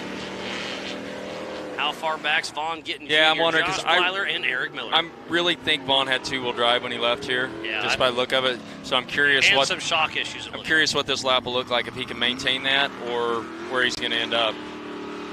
It does show that he just clicked at 5.5 wherever they have the other B loop at before anybody else, so he is still moving. I'm not sure where those loops are at. So he's still physically in second position. Yep. So that means he didn't stop, didn't try and work on it. He's just going to try and push through in 2-wheel drive. That's all you can do. Which, with some horsepower on this course, I don't think it's a problem to push through. I think he can. It's a disadvantage, but I think he can. Well, he's right here getting ready to enter into the short course. That was Lauren Healy, I believe. So Lauren Healy got around Vaughn Gittin Jr. Well, no, that would have moved him up. That's got to be Vaughn. That would have moved up Lauren several spots. Yep, you're right. So Pam's got that I told you so look on her face right now. I do. It was very, very clear. It's the color. It's the bright colors. Let's see what his lap time was. His lap time was still a 10:40. I mean, that's way behind, but right now he's sitting in that second position. And now Vaughn has quite a bit of clean air in front of him, so as long as he can stay smooth and consistent, it doesn't look like that front end is pulling. No, and this is going to be difficult on the uphill. Now, Vaughn's a drift driver. He's used to driving loose like that. Look, when he's landing, he's having major shock issues. He does not have rear shocks. He's trying to still throw it in the corner like he normally is used to, but it's not quite working exactly like he likes it. Yeah, and that could be partially heat as well. I mean, these shocks can boil over with all the heat that they're throwing at them. They kind of get heat soaked, just like it sounds like Lauren Healy's engine's getting a little heat soaked. Paul Wolfe is on screen right now on the knockout. Look at the drone just chasing him down as Paul Wolfe is on a mission. So do we have anything after this, or we have a window until 6? 5 p.m. is the Ultra 4 awards. We're giving away some Ditto trophies. And then 6 o'clock's the switchback knockout race, single elimination. Lauren's coming across the line. See where that puts him in the number 3 position. But that's physical. I bet you on adjusted time. No, adjusted time. Well, yeah, we'll see when Blyler comes across. Yep. I think Blyler's doing pretty good. Looks like we have somebody off course right there by the Bronco Falls. I'm not sure who that was. So Scott's let me know that Miller, when he was pitting, he was a couple quarts low on oil, so he's obviously hot as well. But they, my phone just froze on. And on screen Better is he Paul ingested Horschel. some dirt and he's burning some, which On would screen not is be Paul unlikely Horschel. here. So he jammed a rag in the power steering reservoir and kept going. Power Four steering quarts of oil. power steering. Okay, and then Liam Morris is pitting for the third time, left rear flat. So power steering issues for Miller, but he's still moving pretty strong. Levi blew a front diff when he came in, and So Josh Blyler did take over that number 3 position from Lauren Healy on adjusted time. so Pam, it looks like somebody rolled over in front of Levi, and Levi hit him and blew his front diff. So tough wow. crack for Levi. Hey, wait, this looks like it was Casey Gilbert, possibly. Just jumping. Yes, it is. He had a steering rack issue of some sort. And there is. That's Sean Reisky, wasn't it? That was a TMR car, so that may be one of the Canadians, I believe, one of the new ones. I did see Derek Starr on screen just a few minutes ago. So that was at the Recaro Rise, but we are following. I believe Lauren. that's Vaughn Gittin Jr. Yeah, you know, looking at these lap times a little bit here, Lauren and Blyler are running real consistent, but Vaughn being off a little with whatever he's got trouble in him, they got a chance to squeeze that second spot. The real battle right now is between Lauren and Blyler for second or third. And Paul Wolfe starting to walk away with it. We were saying Getting that a little whoever bit of gets clean out air. front. And I couldn't it's tell gonna if be that was interesting. Marcos or Darian just now on screen. I'm pretty sure it was Darian in the switchback section. Casey Gilbert on screen. Yep. If you're just tuning in, we thoroughly appreciate each and every one of you. We are here at Mid-America Outdoors during Vision Weeks, and this is Ultra 4 Grand Finale presented by Progressive Insurance. And there is Lauren Healy going up the knockout hill. Let's give a huge shout out to Holly, Lasernut, Griffin, VP, Nitto, King Shocks, King of the Hammers, Progressive, 4-Wheel Parts, Optima, Monster Energy, Bronco, Ford, Can-Am, Amsoil, Method, Axial, PCI, Spider Tracks, Recaro, Baja Jerky, ARB, Rigid, Brannick, Tread Lightly, Action Sports Canopy, Warren, Factor 55, HCR, Yukon, MBRP, and Off the Grid Clothing are the official sponsors of Ultra 4 Racing. And we also need to shout out some MAO sponsors, Ultimax Belts, 360 Wraps, the Off-Road Syndicate, and Mid-America Outdoors. So again, please support who supports the sport. With all these amazing marketing partners, we would not be racing here during Visions at Mid-America Outdoors. I believe this is Josh Blyler on Bailey Campbell's tail coming through into the short course right now. So we'll see where that puts Chad him Hunt. on adjusted time Chad Hunt on screen. at the Recaro Rise section. I'm getting a message from Tim Hooper. He said their car started running bad. It died in a turn and will not restart, but they have a great view of the short course from the roller they're Oh, on. I hate hearing that, but hey, At least take he's being advantage of positive. what you got. Good old Tim. So Eric Miller has dropped down into the number 7 position. He was running up there in that third there for a while. Looks like Bailey Campbell moved up to 5th, but is that Rusty Blyler that was in 6th right on her? Oh, look at that. That must be the car that we heard that rolled over in Ouch, look at that door bar. Oh, that was Patrick That was Peterson. Patrick Peterson, possibly. yes. So Dave Taylor is letting me know that, yes, Casey Gilbert had a steering ram issue after hitting a tree, but he's back in action. Thanks, Dave. Oh, he's blowing the corner. Got around her and then blew it. Driving too hard in the turn. He got over in that fluff where it's Yep, really loose. there's no out there. braking once you hit that fluff. Which Blyler was that? Was that Rusty or Josh? I'm That really was Josh. not sure still. See, you're just as I am. Well, this isn't my job. It's your job. and I try my hardest, but you never know.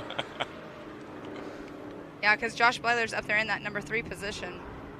Yeah, so adjusted time is Paul Wolfe, Vaughn Gittin Jr., and Josh Blyler. And then Lauren Healy's not too far behind.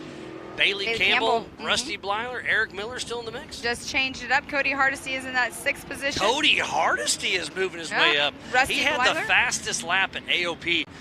He's a young man. Him and Chris Wyatt are running strong with that TMR buggy, and I expect to see good things from Cody Hardesty. And it's so cool to see a low-budget team, just a grassroots guy running with the big dogs. Love it.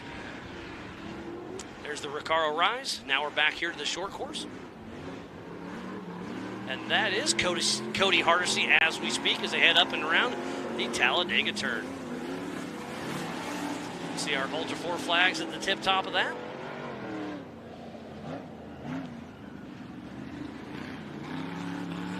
Cody Hardesty still running strong out there. the FPV drone chasing him around. Now we're going to turn around and chase down Bailey Campbell. I love how they just like do a hard turn and follow somebody else. Yeah, we need to give a huge shout out to Take It Live, Rock Racing TV, and Live Race Media, to all of our production crews out here. We have a whole lot of still photography as well. We have D-Pat out there, Foster, and Karen, and Curtis. There's just, it takes a whole team to bring this all together to put it out in front of you. Paul Horschel's on a mission too. Oh, and it looks like Blyler gets around somebody. Well, that might be lap traffic. I'm not really sure. Boy, look at that dust cloud. Oof. I'm glad I'm not in that dust cloud, as they're below the High Lifter Park right there. The High Lifter Extreme Course. They've been out here representing all weekend, and there is Paul Wolfe right now getting ready to come in. He will be getting the checkered flag. Wow, so Paul Wolfe got out front, battled with Lauren Healy, but it looks like it's his day to shine once again. He's done well in the rock bounce, and he's done well in his 4900 car, and now he's about to win unofficially the 4400 Unlimited class. Paul Wolfe gets the checkered flag, and Chris Hickman is all excited. He's skipping over there. Paul Wolfe has just owned the week. I bet you he's got more trophies here at Visions than anybody else. And his lap, he bumped up his lap to a 9:01. Paul Wolfe puts on a clinic during Visions. He won or podiumed in almost every single event he entered. Wow. He raced that car in the SRS rock bouncing, got second with his UFO. He got first at Ultra 4. In the UFO, first in Ultra 4 in the Can-Am. He did well. He got second with his Can-Am in the shootout and something else. I mean, he's raced a little bit of everything. There's Paul Horschel still pushing strong. But Paul Wolfe, the man to beat, and I don't think anybody's got – he did start out front. This race is on adjusted time, so it could change up, but I don't think anybody's got anything for him. No, I don't think so, Miles. And that is saying something there, too. Both races, he started out front. Qualifying mattered a lot. That clean air makes a huge difference here. Absolutely, and everybody knew that, and that's why Paul threw it down like he has. So Paul and Lauren were tied for the Western Series points, so obviously he's going to pull away because this is a double points race over Lauren Healy. All right, do we have any of the competition coming in right now? I don't see anybody that is on. Nobody on the leaderboard. Lead lap.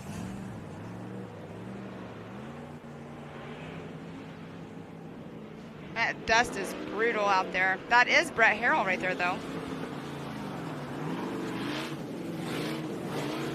Yeah, but he'll be coming in for his lap 6. And I believe this is Grand Prix once again, since Paul Wolfe grabbed the checker. I think the checker's flying for everybody else as well. And it's not. They're going out. It's not. They are going to keep running. That's we great. are under time. I mean, we still have another hour and a half to race, so I'm glad JT. Yeah, let them run. Let them run. That's why they came here. So shake it out.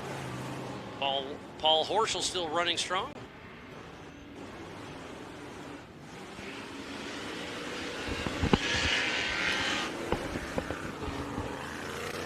One more lap. Mitchell Sweat's kind of telling me he's in that 5th spot, and they're going to push hard to try to stay in that top 5. He's the crew chief for Paul Horschel, giving me a big thumbs up. There's a great shot of the Amsoil hot pits where Scott Rain's been hanging out all day. There's that Jumbotron out there. It looks like the dust got better out there. I know they were throwing the water truck. Look Well, at then I spoke too soon. So coming just past that left they're going into now, and then you head down the hill to come back across the ridge, it gets really blind. Does it? Yeah. It's like, just how long do I stay in it before I check up? Yeah. And yeah, if you go off the rigid ridge right it's there, not gonna be fun. It would, yeah. There's a little creek at the bottom, and and there's getting to be pretty decent There's runs. Lauren Healy, second across the line, number 67, Fun Haver Off-Road Team, Lauren Healy. He was physical, but remember, this is on adjusted time. It'll be interesting to see how it shakes out, and how cool is that? Paul and Lauren were tied. Must have really going pushed into that the west, last lap. Here's and Vaughn. now they're first and second, physical on course. Vaughn's coming in right now as well. And like I said, we think he's in two-wheel drive, so if Vaughn still did that well, They ran this last two super, laps. super close. Is he going to bump out his team member, Lauren Healy? It's going to be close. I think Lawrence has it. Yes, he does. Unofficially, Paul Wolfe, Lauren Healy, and Vaughn Gittin. But can Josh Blyler or Paul Horschel or Bailey Campbell mix it up? I think we're going to run out of time. But this race is on adjusted time, so that is absolutely unofficial for now.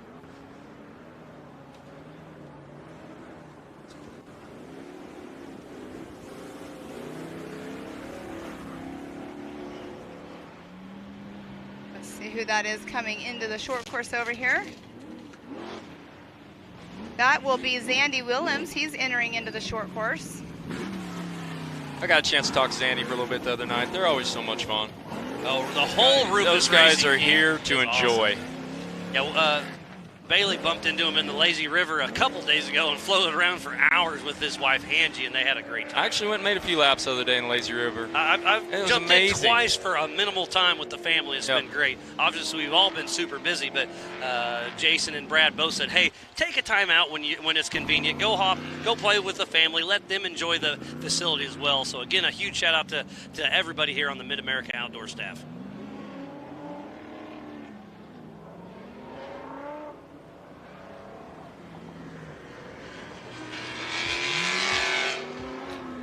Sounds like Patrick Peterson did take a pretty good tumble, and his co-driver Ken did get knocked out for just a little bit, but he is okay.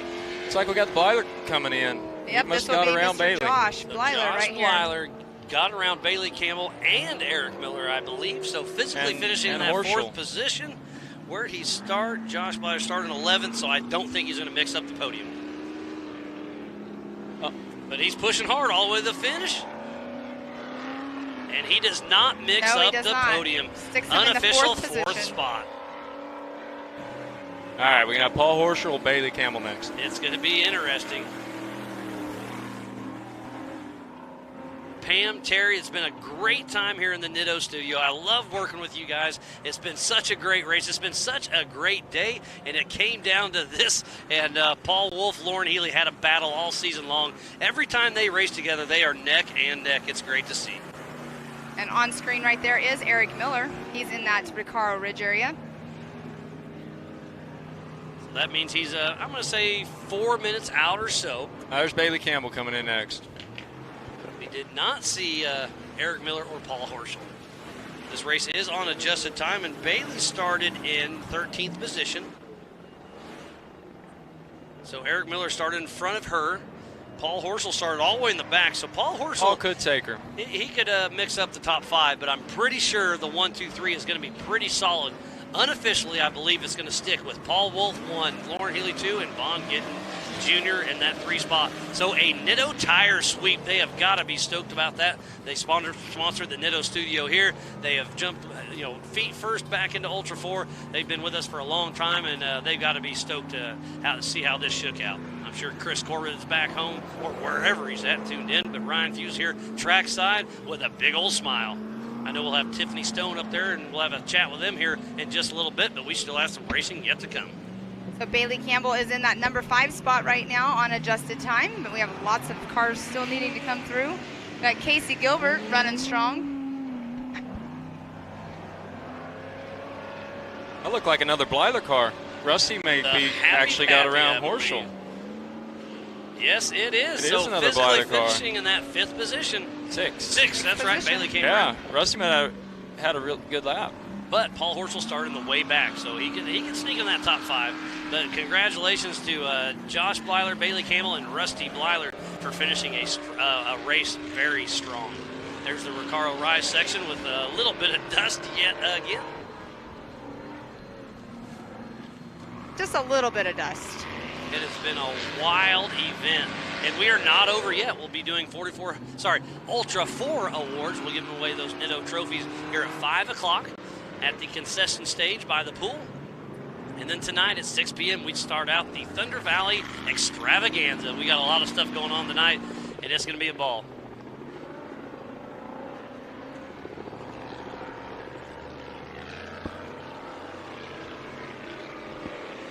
Here they're coming down the little V notch.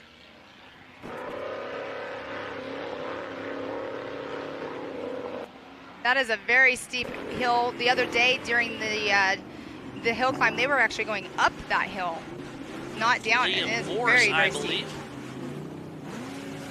There's Josh Markey coming into screen, heading out for another lap. But man, Paul Horschel, running on Lauren left Healy, and Vaughn are, man, they put on one heck of a show today. That dust has been thick all day long. We went live this morning at 7 a.m., took a couple small breaks, but have been wide open ever since.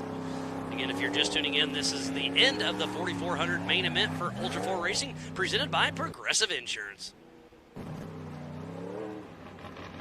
Got a race coming in over the hill here. One going wide, one going low. That's Chad Hunt and maybe Casey Gilbert possibly. No, Casey Gilbert just There's went Horschel through. coming in. Oh, yeah. Paul Horschel pushing hard. And look at the dust coming down that hill. That's Eric Miller, isn't it? That could be. Because Casey Gilbert already came through, so Eric Miller has removed his hood. It's a Miller car. You're right. I think you are correct. Horschel is still on the move. Oh, Paul Horschel passes Eric Miller in the air. Paul Horschel gets around two-time king Eric Miller. All right, where'd it put him? Paul Horschel moves Number into 5 fifth position. Eric Miller in that 10th position. Again, it's still unofficial, but it looks like it's going to stick. Yeah, I don't think we have anybody on adjusted time that's going to shake up the top 5. There's Roger King coming through the Recaro Rise.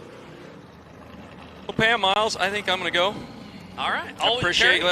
Out. Thank you for being a Mid-America Outdoors ambassador, coming up in the booth with us and having fun. And we'll see you tonight at the Switchback. Yep. Always a pleasure, buddy.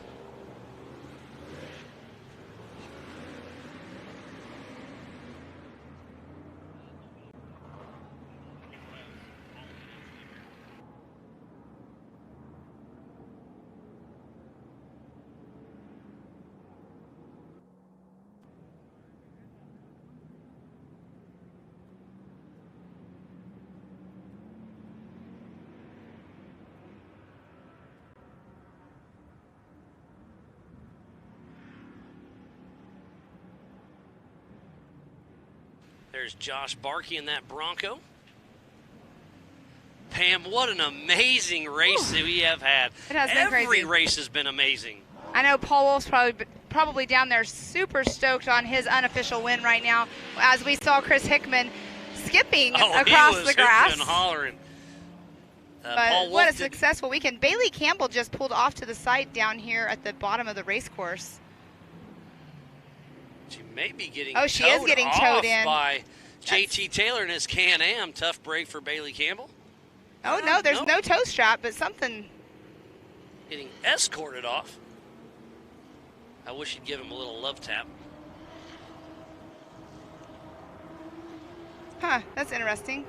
Again, thank you everybody for tuning in. We need to give a huge shout out to Holly EFI, Lasernut, Griffin, VP, Nitto, King of the Hammers, Progressive, 4 Wheel Parts, Optima Batteries, Monster Energy, Bronco, Ford, Can-Am, AMSOIL, Method Race Wheels, Axial RC, PCI Race Radios, Spider Tracks, Recaro Seats, Baja Jerky, ARB, Rigid, Brannick Motorsports, Tread Lightly, Action Sports Canopy, Warren, Factor 55, Off the Grid Clothing, MBRP, Yukon Gear and Axle, and HCR are the official sponsors of Ultra 4 Racing. Also, the sponsors of Mid-America Outdoors are Ultimax Belts, 360 Rafts, the Off-Road Syndicate, and Mid-America Outdoors. And look at the pool. Please support who supports the sport. Yeah, what a great shot. So they're watching themselves. Give yourself a big old wave. Hi. The Nitto Put studio. your arms high in the sky.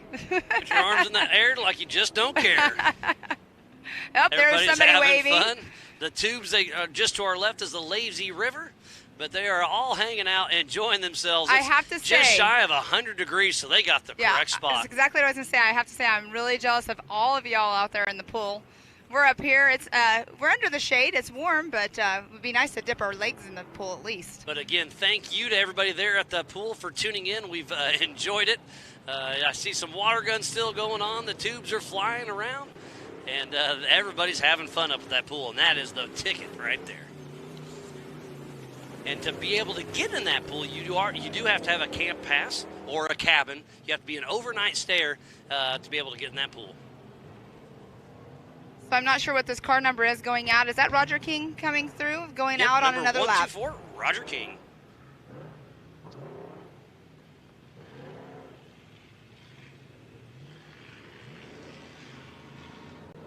I'm getting to know the names to the cars, but not the numbers to the cars so much. Learning, Miles. You're doing a great job, Pam. Like I said, I love working with you. We have a great dynamic. I hope everybody else likes it as well. But what a wonderful day. Oh, we have Ryan Taylor's right there, pulled off to the side. Nope, right? that's Kevin Taylor. Oh, Kevin Taylor. Ryan Taylor won earlier, remember? Kevin Taylor. I don't know why I'm getting them confused. Hey, I get tongue-tied all the time. No worries at all, Pam. But yeah, I just now noticed that he's off to the side there. But let's just do this one more time. Well, not one more time. It won't be the only time. But we have Paul Wolfe unofficially in that number 1 spot. Lauren Healy in 2nd. Vaughn Gittin Jr. in 3rd. Josh Blyler 4th. Paul Horschel 5th. Bailey Campbell 6th. Cody Hardesty in that 7th position. Rusty Blyler 8th. Chad Hunt 9th. Brett Harrell in that 10th position. And they have all completed all 7 laps. So we have Eric Miller. I don't believe I saw Eric Miller go back out on another lap, but we do have Zandy Willems right here coming through, and he'll be completing his last lap. Is he going to be able to sneak into that top 10? I don't know. Remember, this race was on adjusted time. They started side by side, 2 at a time in 20-second increments. He's got his siren going. Just excited that he finished the race. Good job, Zandy. And Diamond are down there having fun. Now they got to hop out of the car and go help Chip, because you know what? Chip happens. He broke the car once again. That put him in the 11th position, so it did not put him in that top 10. Hey, that's still a great run for Rufus Racing. And what a great aerial shot. We'll have a quick chat with Tiffany here in just a little bit. But Paul Wolfe, Lauren Healy, and Vaughn Gittin Jr. There's Casey Gilbert at the Recaro Rise. You know who's happy right now about that podium? Ditto. Yep, exactly. A ditto sweep. And the Fun Havers. I mean, both of them. Yeah, if you can get 2 teammates, both teammates. Right. The Fun Haver off-road team, both of them are on there. That's awesome. Could be Sean Reisky still pushing. He raced in the 4800 Brannick Motorsports Legends class earlier on today. On screen right now is Roger King. I just have a visual on Reisky. It's nice that we can see it right here, and yes, it is Reisky for sure. How much fun is that? I wonder if he's doing the knockout later as well. Yeah, that would be wild.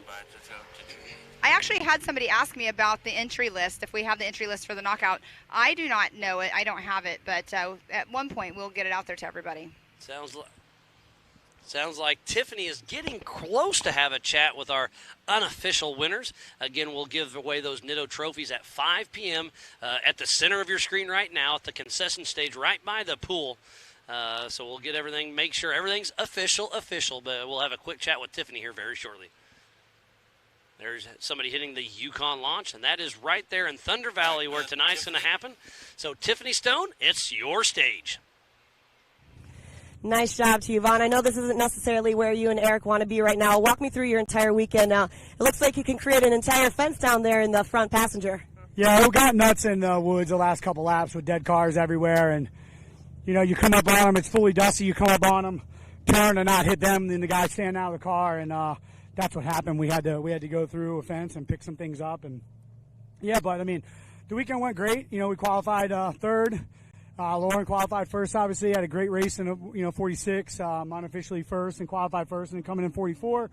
We were running a clean, smooth race. We led a lot of the race on corrected time. Then we caught up with the leader, and we had a little disagreement on how we should be racing in the dust in the woods. When you catch someone at driver's meeting, they said if you're lit up, you already passed. 5 seconds, pull over and let the guy by. And our leader didn't want to do that. So, I was a leader, but the points or the position leader didn't want to do that. So, we just got in dust and basically just had to give it up. But I'm proud to be staying here. My co-driver Eric did an amazing job. His motor tires rubbed almost all the way through and still didn't get a flat with barbed wire on them, which is just a crazy testament. Just a wild race. It's one of those things. Super hot. The engine ran at 250 all the whole race, and Shell Rotel kept it cool, and it's just crazy. We're overheated, but we're proud to be here, and looking forward to hopping in the pool here at Mid America Outdoors. So thank you all for all the love all weekend. It's been amazing. And talking about that, Eric, I just want to grab a quick comment from you. Obviously very dusty out there. It's very similar to the silt that we see out on the West Coast. Walk me through what the difficulties you felt like as a co-driver, but obviously pulled through. Well, it was good to have. We were the only people out there, only people on the podium with 4 eyes, and it was good. I mean, the dust was so bad that you would have absence of light in some areas, and it was good. We just kept each other going, and 2 eyes got us through the dust, and I mean, that's all we could do. It was just crazy out there. Awesome. Well, Vaughn, I know you got a whole lot of people that you got to thank for helping you this weekend. Yeah, I mean, obviously I want to thank, Ford Performance, No Tire, Optima Battery, Gear Wrench Tools, Shell Rotella Oil for getting our rigs here and dealing with all this crazy hotness. Project X lights, they're game-changing the light industry, and Monster Energy. We've been partners for 14 years, and damn, I needed it this weekend. All right, well, I'm going to let you guys get to it. Like we said, the pool's open. It's about 92 degrees here right now. Go enjoy yourself. See you guys for the rest of the weekend. Thank you. Heading over here to talk to Mr. Lauren Healy. Lauren, like we were talking about, the weather is just super, super crazy hot. How did you keep everything together? I really didn't. As you can see, the top's off my race truck, and it was brutal. We sat in the cars for about 30 to 45 minutes trying to explain some course changes, and I mean it kind of killed me right out of the gate, and it melted my PDU. It wouldn't reset, so I took off the line almost in limp mode with my coolant temps and transmission temps at like 260 and 310, and so I was like, well, I'm gonna run at this limp mode pace and see if I can't try to run pace with the guys. And I knew Paul was behind me, but I was keeping him behind me, just race strategizing and trying to keep him behind me. And it just kept climbing. My motor was almost at 300 degrees, and I was like, I got to pull into the pits. We got to figure this out. And so the guys yanked off the top. We tried to cool it back down again. Still wasn't going. I actually pulled into the pits a second time on like lap 4 or 5 or something. I think it was lap 5. And I was pulling in to call it quits. These are expensive engines, expensive race trucks, and I couldn't justify burning it down. I just kept dropping places. I was 4th or 5th or 6th or something about that time, and I just couldn't justify it. As I pulled in there, my guys, I'm trying to reset my PDU on my dash and trying, and it just is locked up and melted or something. They auto reset relays, and finally, as I pulled in there, I'm smashing it, and the guys are like, "Hey, fans just kicked on," and so, I pulled back out of the pits. I'm like, "All right, I'll give it just a few more minutes," and the temps finally started to drop, manageable. Like it still was pretty bad, but at that point, I was able to pick up my pace and start picking cars back up. I got back in front of Eric, Blyler, Darian, and could see Vaughn and Paul and I knew I had to get by them if I wanted to try to beat them. But if I had one more lap or 2 more laps, I probably could have made it a race again. But this is one of the most challenging races I think I've ever been a part of. The conditions were insane. The heat, the temperatures, the dust, the amount of cars on a 5-mile track. Like, this was gnarly and quite a challenge, and really, goes to show how good we have to be in shape and take care of ourselves to be able to endure something like this. So stoked to be up here. What an amazing day for Fun Haver Off-Road. Vaughn, won in the 4600. We got 2 Broncos up here on the podium in second and third. We're sitting in the running in the championship points. Like, that's all you can ask for. This park is really amazing.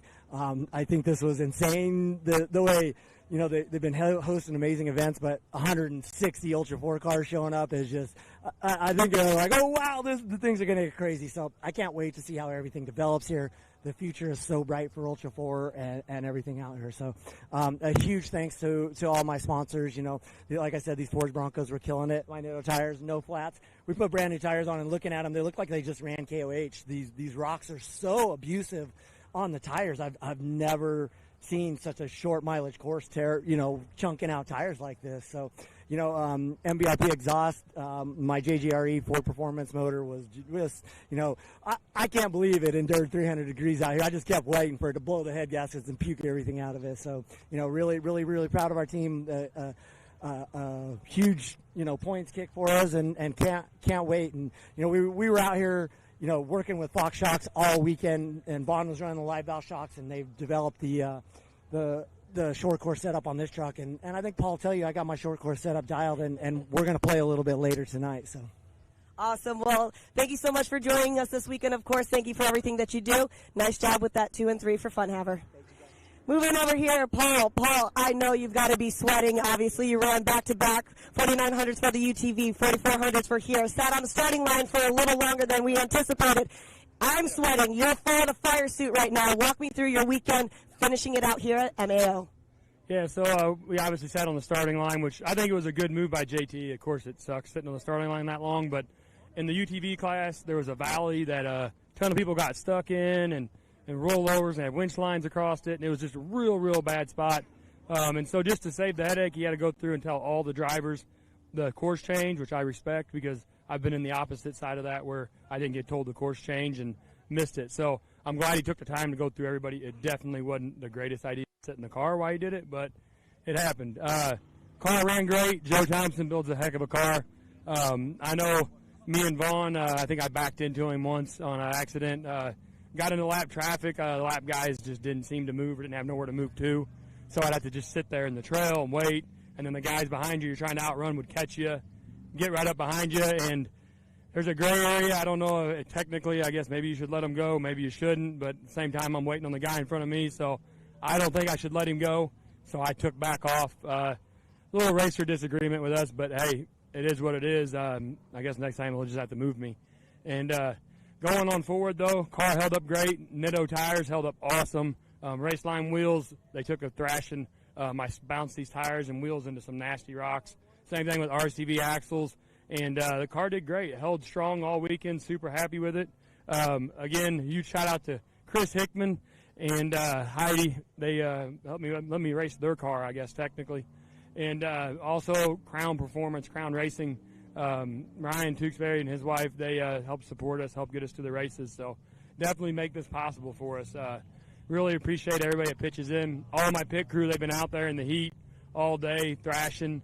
And actually I didn't have to use the pit, so they got a little easy day, but they still had to sit out there in 90-something degree weather in the blazing sun. So real shout out to them. I appreciate all the work they did. And I think me and Lauren are going to go run the switchback racing tonight in the big cars, since I think they're both together and in one piece. So we'll see who comes out on top there. Awesome. Well, nice job. A big congratulations to the top 3 finishers, 4,400. Way to round out the weekend, especially like we were talking, Paul. You've been here all week, multiple classes, multiple wins in those as well. So back up to you guys. Well, thank you, Tiffany. What a wonderful showing they had. Again, a huge congratulations to Paul Wolfe, Lauren Healy, and Vaughn Gittin Jr. And I love to hear that Paul and Lauren may be running that switchback head-to-head tonight. They've got such a fun rivalry out there. And it sounds like, Pam, I've had a great time with you today, but it sounds like you got some work to go do, so we'll let you sign out. Pam, always a pleasure. Thanks for everything. Yeah, thanks. I'm going to go get the trophies ready for tonight, and we'll see you over there. All righty. Well, thanks, Pam Hall. Okay. And I'm going to bring back to this Nitto studio Mr. Scott Rain. How's it going, buddy? Absolutely outstanding. Absolutely outstanding. You look a little dirty. Bar the heat, bar the dust. The pit crews up there were so fun to hang out with. Just having fun. We ran out of gas in the generator that runs the Jumbotron. Oh. But they all pitched in and how cool is that? Filled it up with race fuel, even. Yeah. They had to sit there. And, well, we got to sit here and do something. So we got what? We can't miss the start of the race. And look at this. Now that the 4,400 race is over, look how jammed up that lazy river is. I really can't. I got to take a couple showers before I even think about getting They've got an outdoor shower right there at the facility you can get in. Oh, and there's the kids having fun in the splash pad. Well, how was it for you? It was wonderful. I mean, it's been a long day, but it's been a great day. I mean, the drivers put on such an amazing show. The Take It Live, Rock Racing TV, and Live Race Media crews did an amazing job to bring all this live action from this 1,600-acre park. There's very minimal downtime. I mean, there's so many cars out there on track. There was something going on all the time. You know what works for me? It tells me a lot about this facility, this racetrack that we were on today specifically, that even though it was right around 100 degrees, a little bit of a humidity, on and off wind, so either the wind carried it into your face or it just hung out there on top of you. All that considered, the drivers that I talked to up there, the crews, love this place. Yeah, and I absolutely love it. And it's like, that tells me a lot. Yeah, it's an amazing facility. I mean, Jason and Gayla Robinette have an amazing facility here, and they do whatever it takes to make everybody happy. As we're watching Casey Gilbert still out, going out for another lap. He had some steering issues earlier on today. He ran back to the hot pits, got it, went back to the woods, fixed it, and he's out there running. That's pretty cool. Oh, no kidding. And I actually thought that once the checkered flag came out, That's what I was told, but obviously we have more. We got another hour till this race is supposed to be over. So JT's like, "Hey, they paid the money. The track's open. Let them race." Sounds like Eric Sanchez is tuning in. Thanks for checking on us. Yeah, this heat really. Well, luckily, and I say that in all seriousness, luckily it's been fairly overcast. Yeah, no, today has been, there's definitely been the sun popping through, but this morning was beautiful, that overcast. Yeah, that's one way of putting it. Oh, Derek Starr, I believe, just crossed the line all the way from Canada. You know, it was really neat up in the hot pits. It's not a matter, for these teams, it's not a matter of a truck pulling in with a couple of tires and maybe a CO2 tank, and, you know, to run the impact or anything like that, and maybe a toolbox. These teams were pulling out the tables, putting a tablecloth or a table cover over it, setting up the wrenches that they would need in size, putting all the tools, all the supplies, all the oils, the fluids, like it was almost like a store shelf.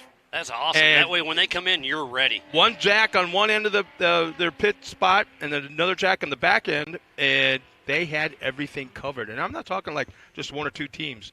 It was very much a orchestrated method of pit stops, but looks like you got something. I'm trying to pull up the timing, but it's not working on me right now.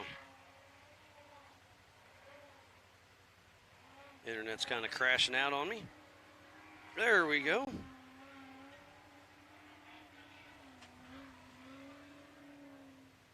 Somebody's coming down into Thunder Valley.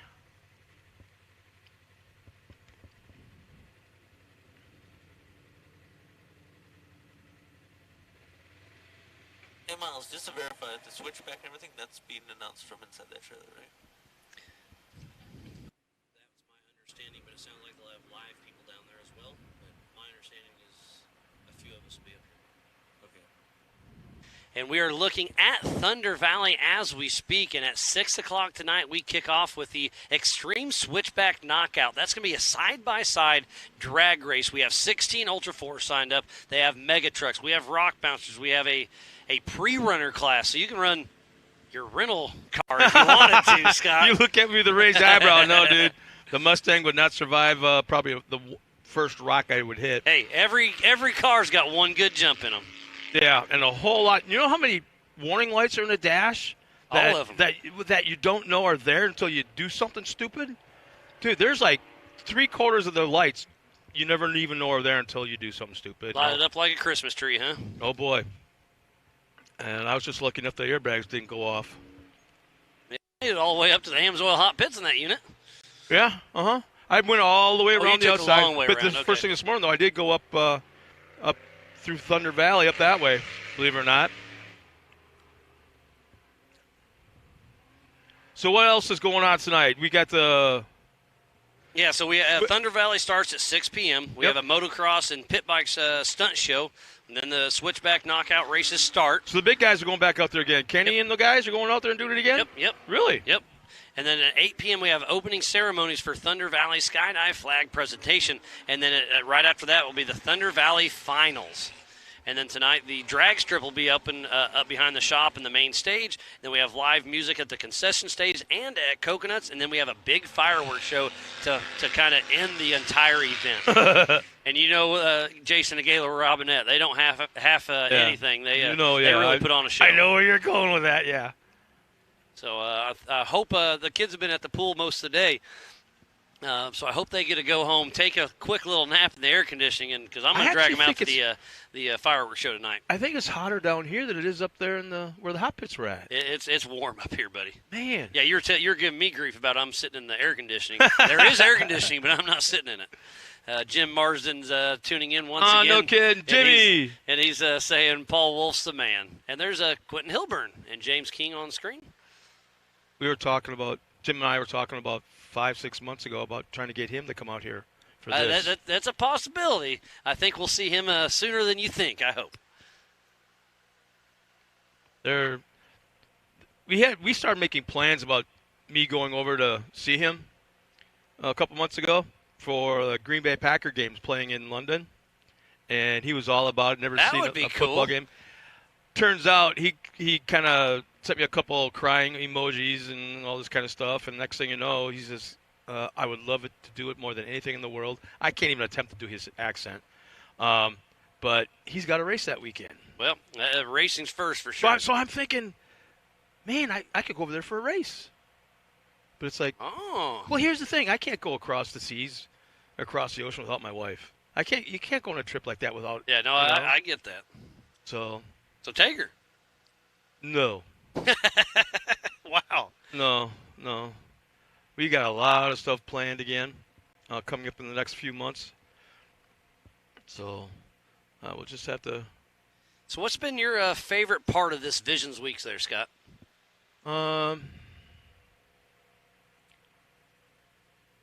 Let's see. It's really hard to pinpoint one thing or even two things. I kind of, I'm an announcer, and I got a big mouth and all that kind of stuff. But there's times I like to stand back and watch, and just watch that and makes listen. Two of us. And the camaraderie of not just the racers and the crews and that, but the staff here. They've been amazing. They're always asking, can I do anything to help you? Exactly, and it's like that is so cool to see, and it's not fake. Yeah, it's not pretend. All hands on deck. I mean, you helped us put a bunch of feather flags together this week. I mean, everybody's been pitching in to do a little bit of everything. I mean, it takes a team to make it happen. Here's what I feel bad about is I have a 7 a.m. flight tomorrow morning. Oh, that sounds early. Yeah, in Tulsa. So I feel guilty about doing that because it's like I feel I should stick around for the next day or two and help tear down everything. Yeah, we'll see how it all shakes out. It's very possible I'll stick around. Never know. But I kind of like the idea. I really enjoyed, maybe it's the age of me and the fact I'm a grandpa now and all that kind of stuff, but I really like watching the kids.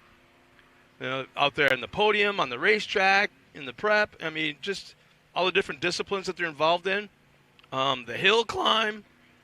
Didn't they have a challenge too? Oh, yeah. No, they did hill climbs. They had rock bouncing. I'm going to say probably my favorite part of the week has just been having my family here to let them enjoy the entire facility because obviously I've been coming around King of the Hammers Ultra 4 for a very, very long time, and they've never been able to come just because when I come I'm busy, and I don't want to just have them, ignore them and leave them wherever. Well, I'm doing that right now, and they don't care. They're having a blast. Hello, Lazy River. So Scott, I'm going to kind of let you know that Jim Marsden is coming to Crandon, and me and him will be announcing the Ultra 4 race in Crandon. How cool is that? Very, very, very awesome. That is so neat to hear. I wish I was going in the worst kind of way. And he told me to tell you to come join him for in Portugal for King of Portugal as well. Yeah. So yeah, it'll be fun to have Jim in the booth in Crandon. There's nothing more I would love to be than to be his tour guide around Crandon and that'd be the awesome. area and that place Lake is cool. Watauga and all the cool little bars and restaurants and there's a lot around there. It's a very cool area. That just puts a smile on my face. Yeah. So Jim, we'll see you in just a couple months. Yeah, I'll be here. You'll be here at Mid-America. So I won't be able to even go to Crandon as a spectator. But that's very, very cool. There is Casey Gilbert still running. Again, he had some steering issues early. This should be his last lap, right? I think so. Yeah. He doesn't tow all this way just to finish half of a race. Now, Miles, in a situation like this, like Casey's, are you in a survival mode, or are you kind of like in a? He's in a fun mode. He's here to race. He came here to race. He knows he's out of contention, but he's still running. You know who was absolutely scary fast coming through the hot pits? The first lap was Lauren. Oh, he was on fire, wasn't he? Cutoff time is. Yeah, I know. On the schedule it says we're going to race till 4:00, so I'm not sure if we're going to leave the track open for another half hour, 45 minutes. Sound like Casey pulled off. He's still out there. He's still out there? Oh, yeah, I can hear this Texas Speed Motor screaming. He's at the top of your top of your screen right now. There's a guy that's fun to follow on social media. What a goober. Oh, yeah, he loves having fun. And Jeepers. And getting track host stuff. Including the Gomez brothers. I don't think there's anyone that has sunk more heavy equipment that is an absolute than that guy. Fact. He's got more tow bills on an excavator than I've ever seen, I'll tell you that. Well, this place is, man, withstood the test of Visions 2022. Yeah, so last year I was here for the inaugural Visions. It was amazing, and now the Visions number 2's gone. I can't wait for Visions number 3. So how was last year compared to this year? It was great. Last year was longer and a little bit more spread out, so I like a little bit of both ways. This year's been super jam-packed and busy, but it is 4 days to kind of get through it. Yeah.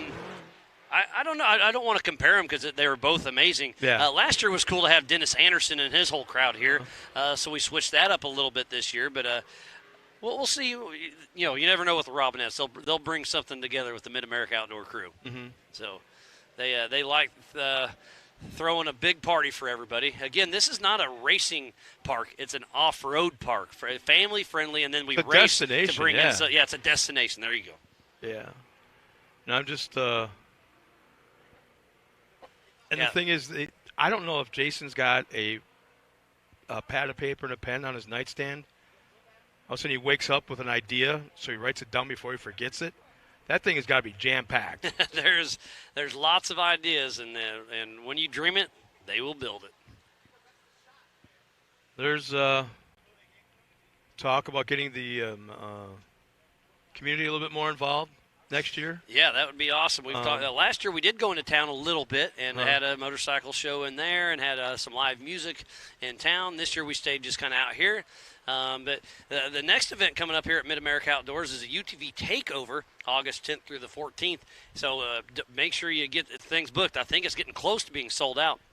And if you do plan to get that, get online, find that you can buy a permit to ride your UTV on the road. It's only $6 for the weekend. Yeah, and let me tell you firsthand. Yeah. I took you did do that, didn't Yeah, you? I took a group out, was it yesterday? That was to South Grand Lake to Disney, right? Yeah, and beautiful, beautiful area. And it really is, now that it's street legal, and you got to do some certain things, the blinkers, the windshield, and the like.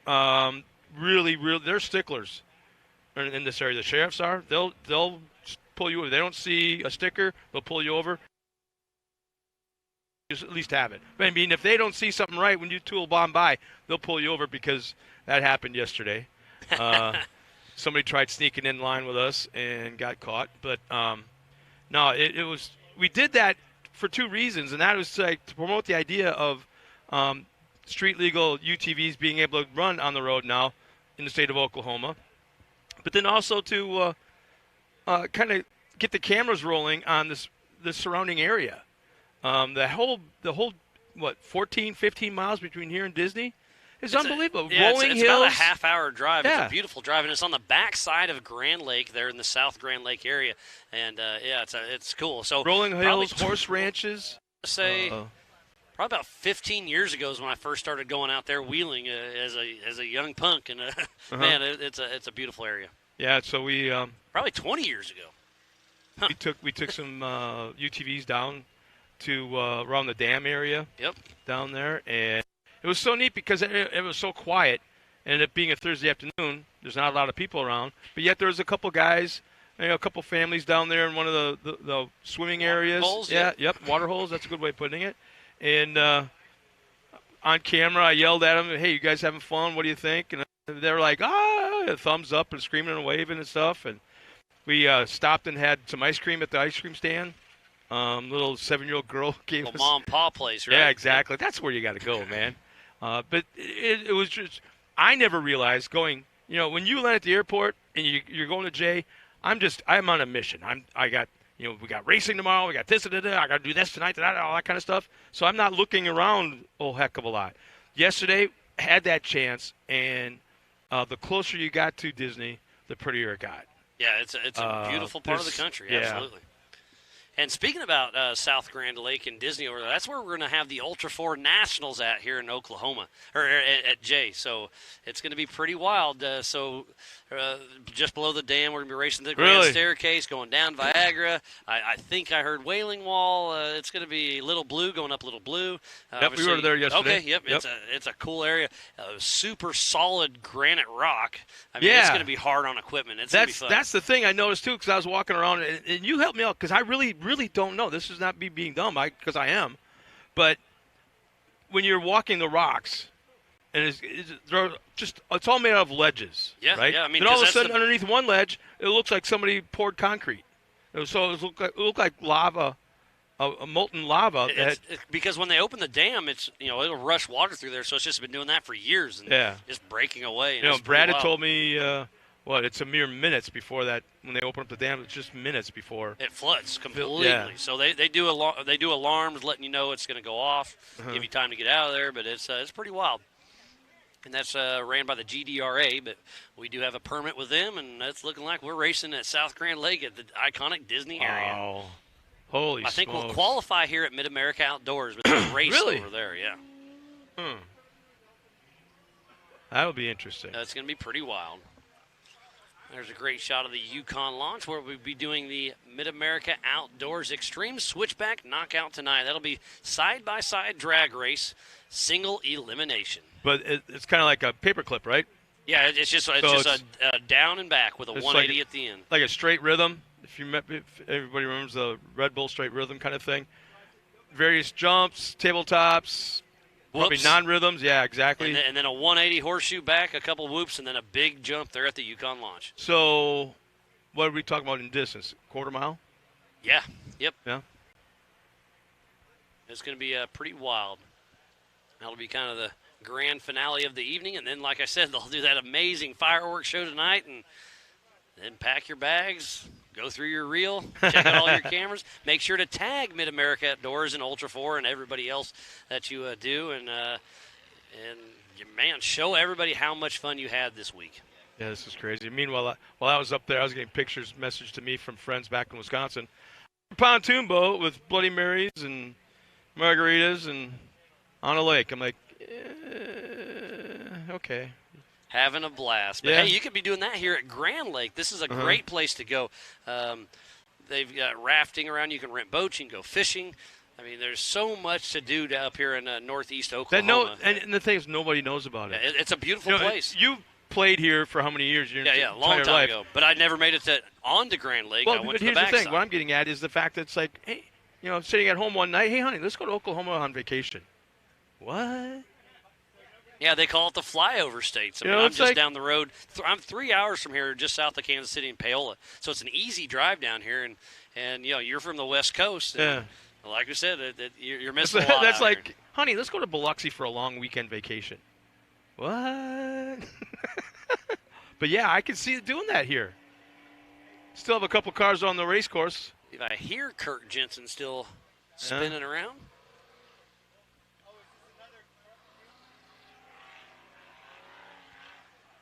He's actually still on the throttle pretty hard. Obviously, if you don't have any Ultra 4 commercials, you're not too worried about obligations. Wow, he is still on it, clearing the tabletop right before the finish line.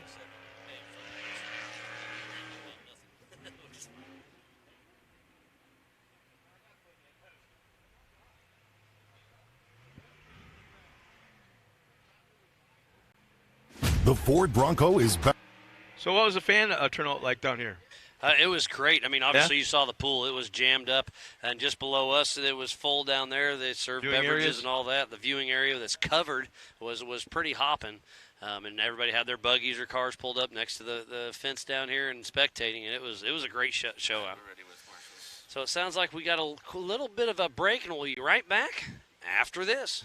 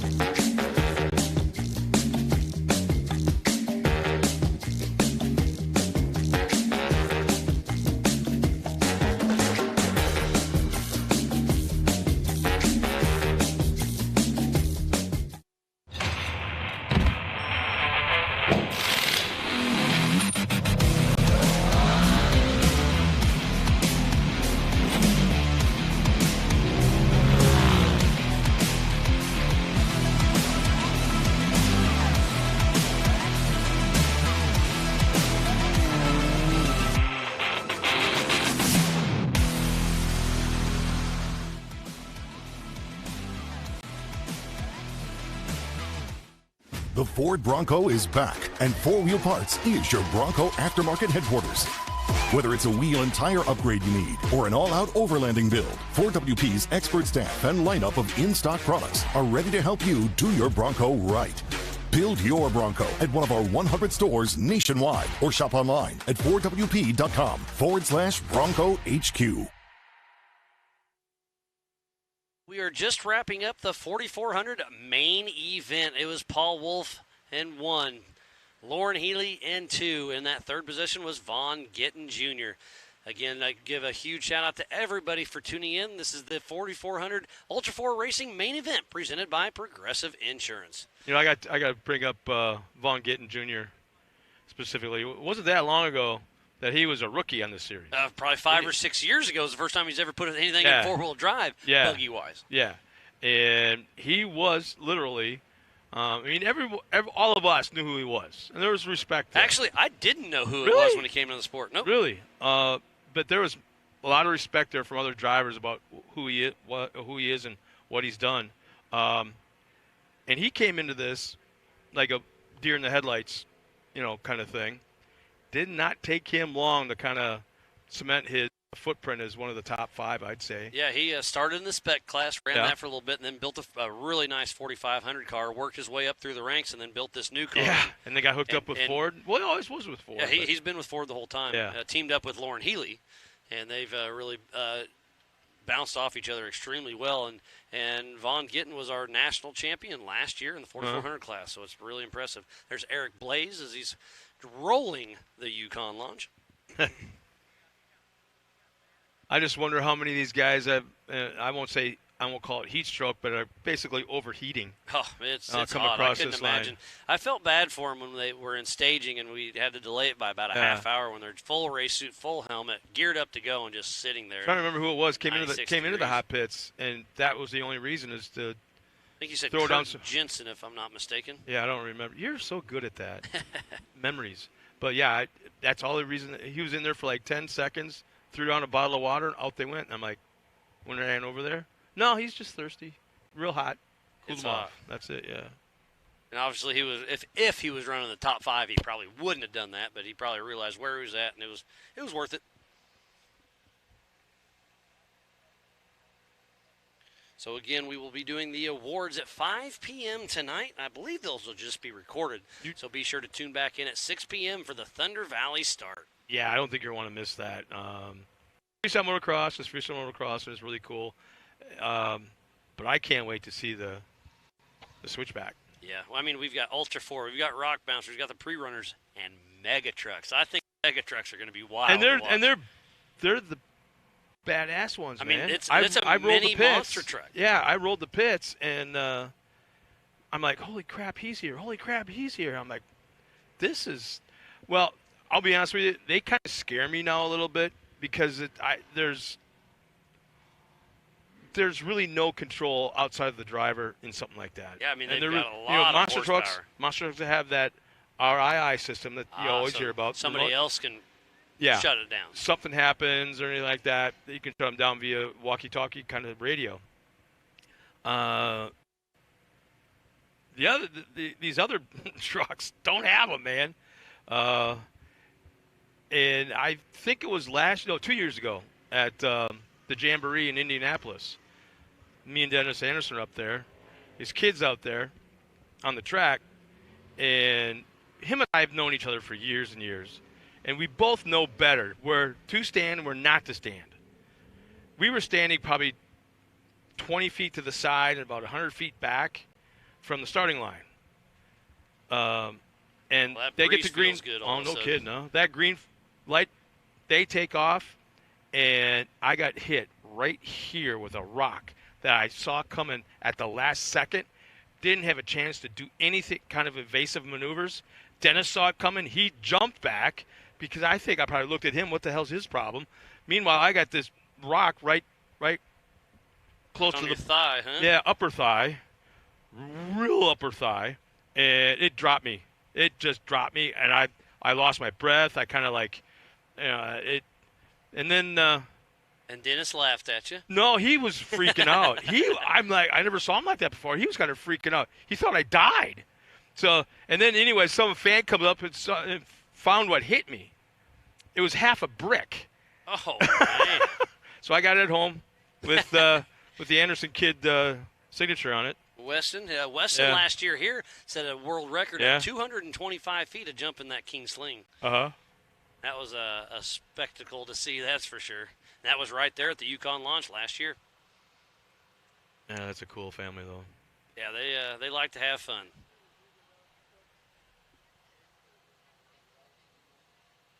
Well,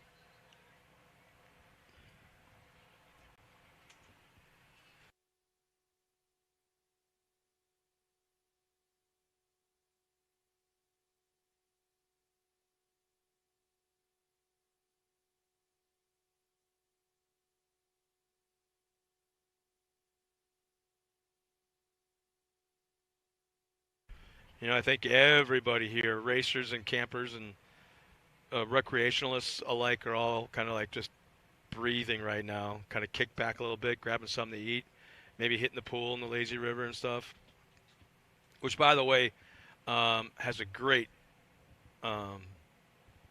daiquiri bar right next to it. Yeah, 2 coconuts right there. It's awesome. Oh, boy. And a great view of the track. Yeah. I mean, it's absolutely amazing here. Yeah, it's kind of hard to do winning interviews over there when you look up behind you and there's all these people in the pool looking down at you and going, kind of toasting, hey, you want one?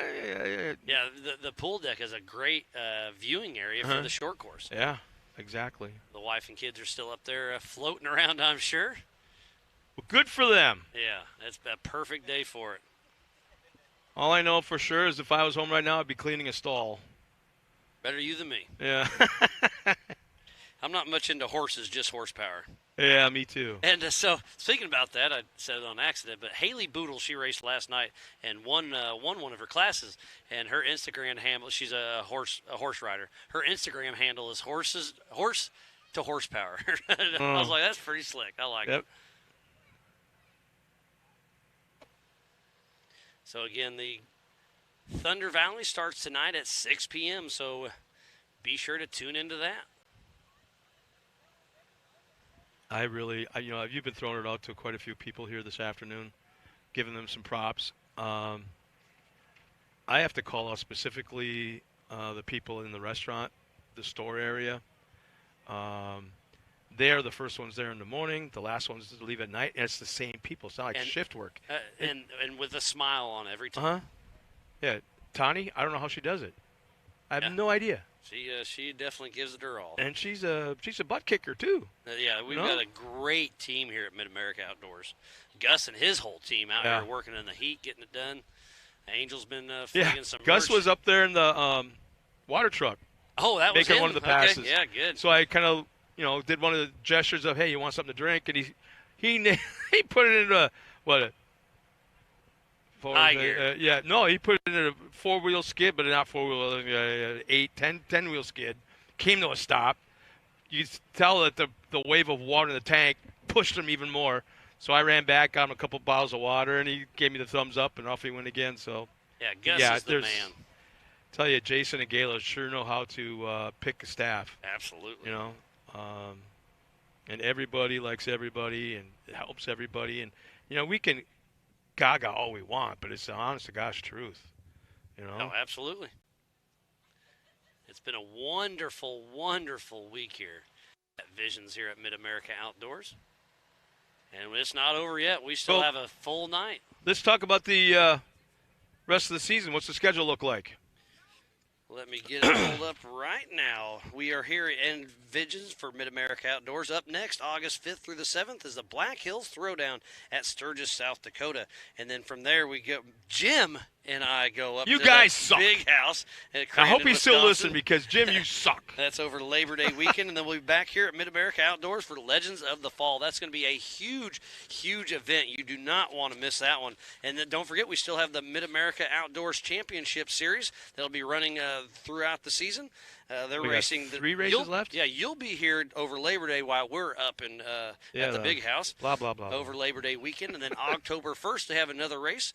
And then Legends of the Fall, October 29th. For their main event. Halloween weekend. Yep, Halloween weekend for Ultra 4, Mid-America Outdoors Side-by-Side Championship Series, and the NRRS Rock Bouncing Finals. This will be the first time I haven't been in Vegas for Halloween for a long time. Vegas would be an interesting place to be. It's definitely a people-watching weekend, no doubt. And Fremont Street, that you're on your own. I don't know if I'll ever go up there again. Just too crazy. Everyone's up there people watching, and there's some people. All in good fun. Just got checked in from Curtis, one of our Ultra 4 volunteers. Him and Katie are tuned in. They're doing a little drywall action. But, I'm sorry. But hey, they've been enjoying the live fluke. So, it's been a good time. And again, just thank I ain't you that again. dusty. Nice. Oh, yeah. Yeah. You're plenty dusty there, buddy. Yeah. Again, I'm Miles Hasquist. Next to me is Scott Rain. That'd be me. Pam Hall's been in the booth with me all day long. We've had multiple guests come through. We had Dustin Jones, multiple racers, Terry Madden. It's been just such a great weekend. And again, I just want to say thank you personally from myself, all of Ultra 4, Mid-America Outdoors. And it sounds like we are good to say sayonara. And don't forget to tune in at 6 p.m. We'll see you at the next one.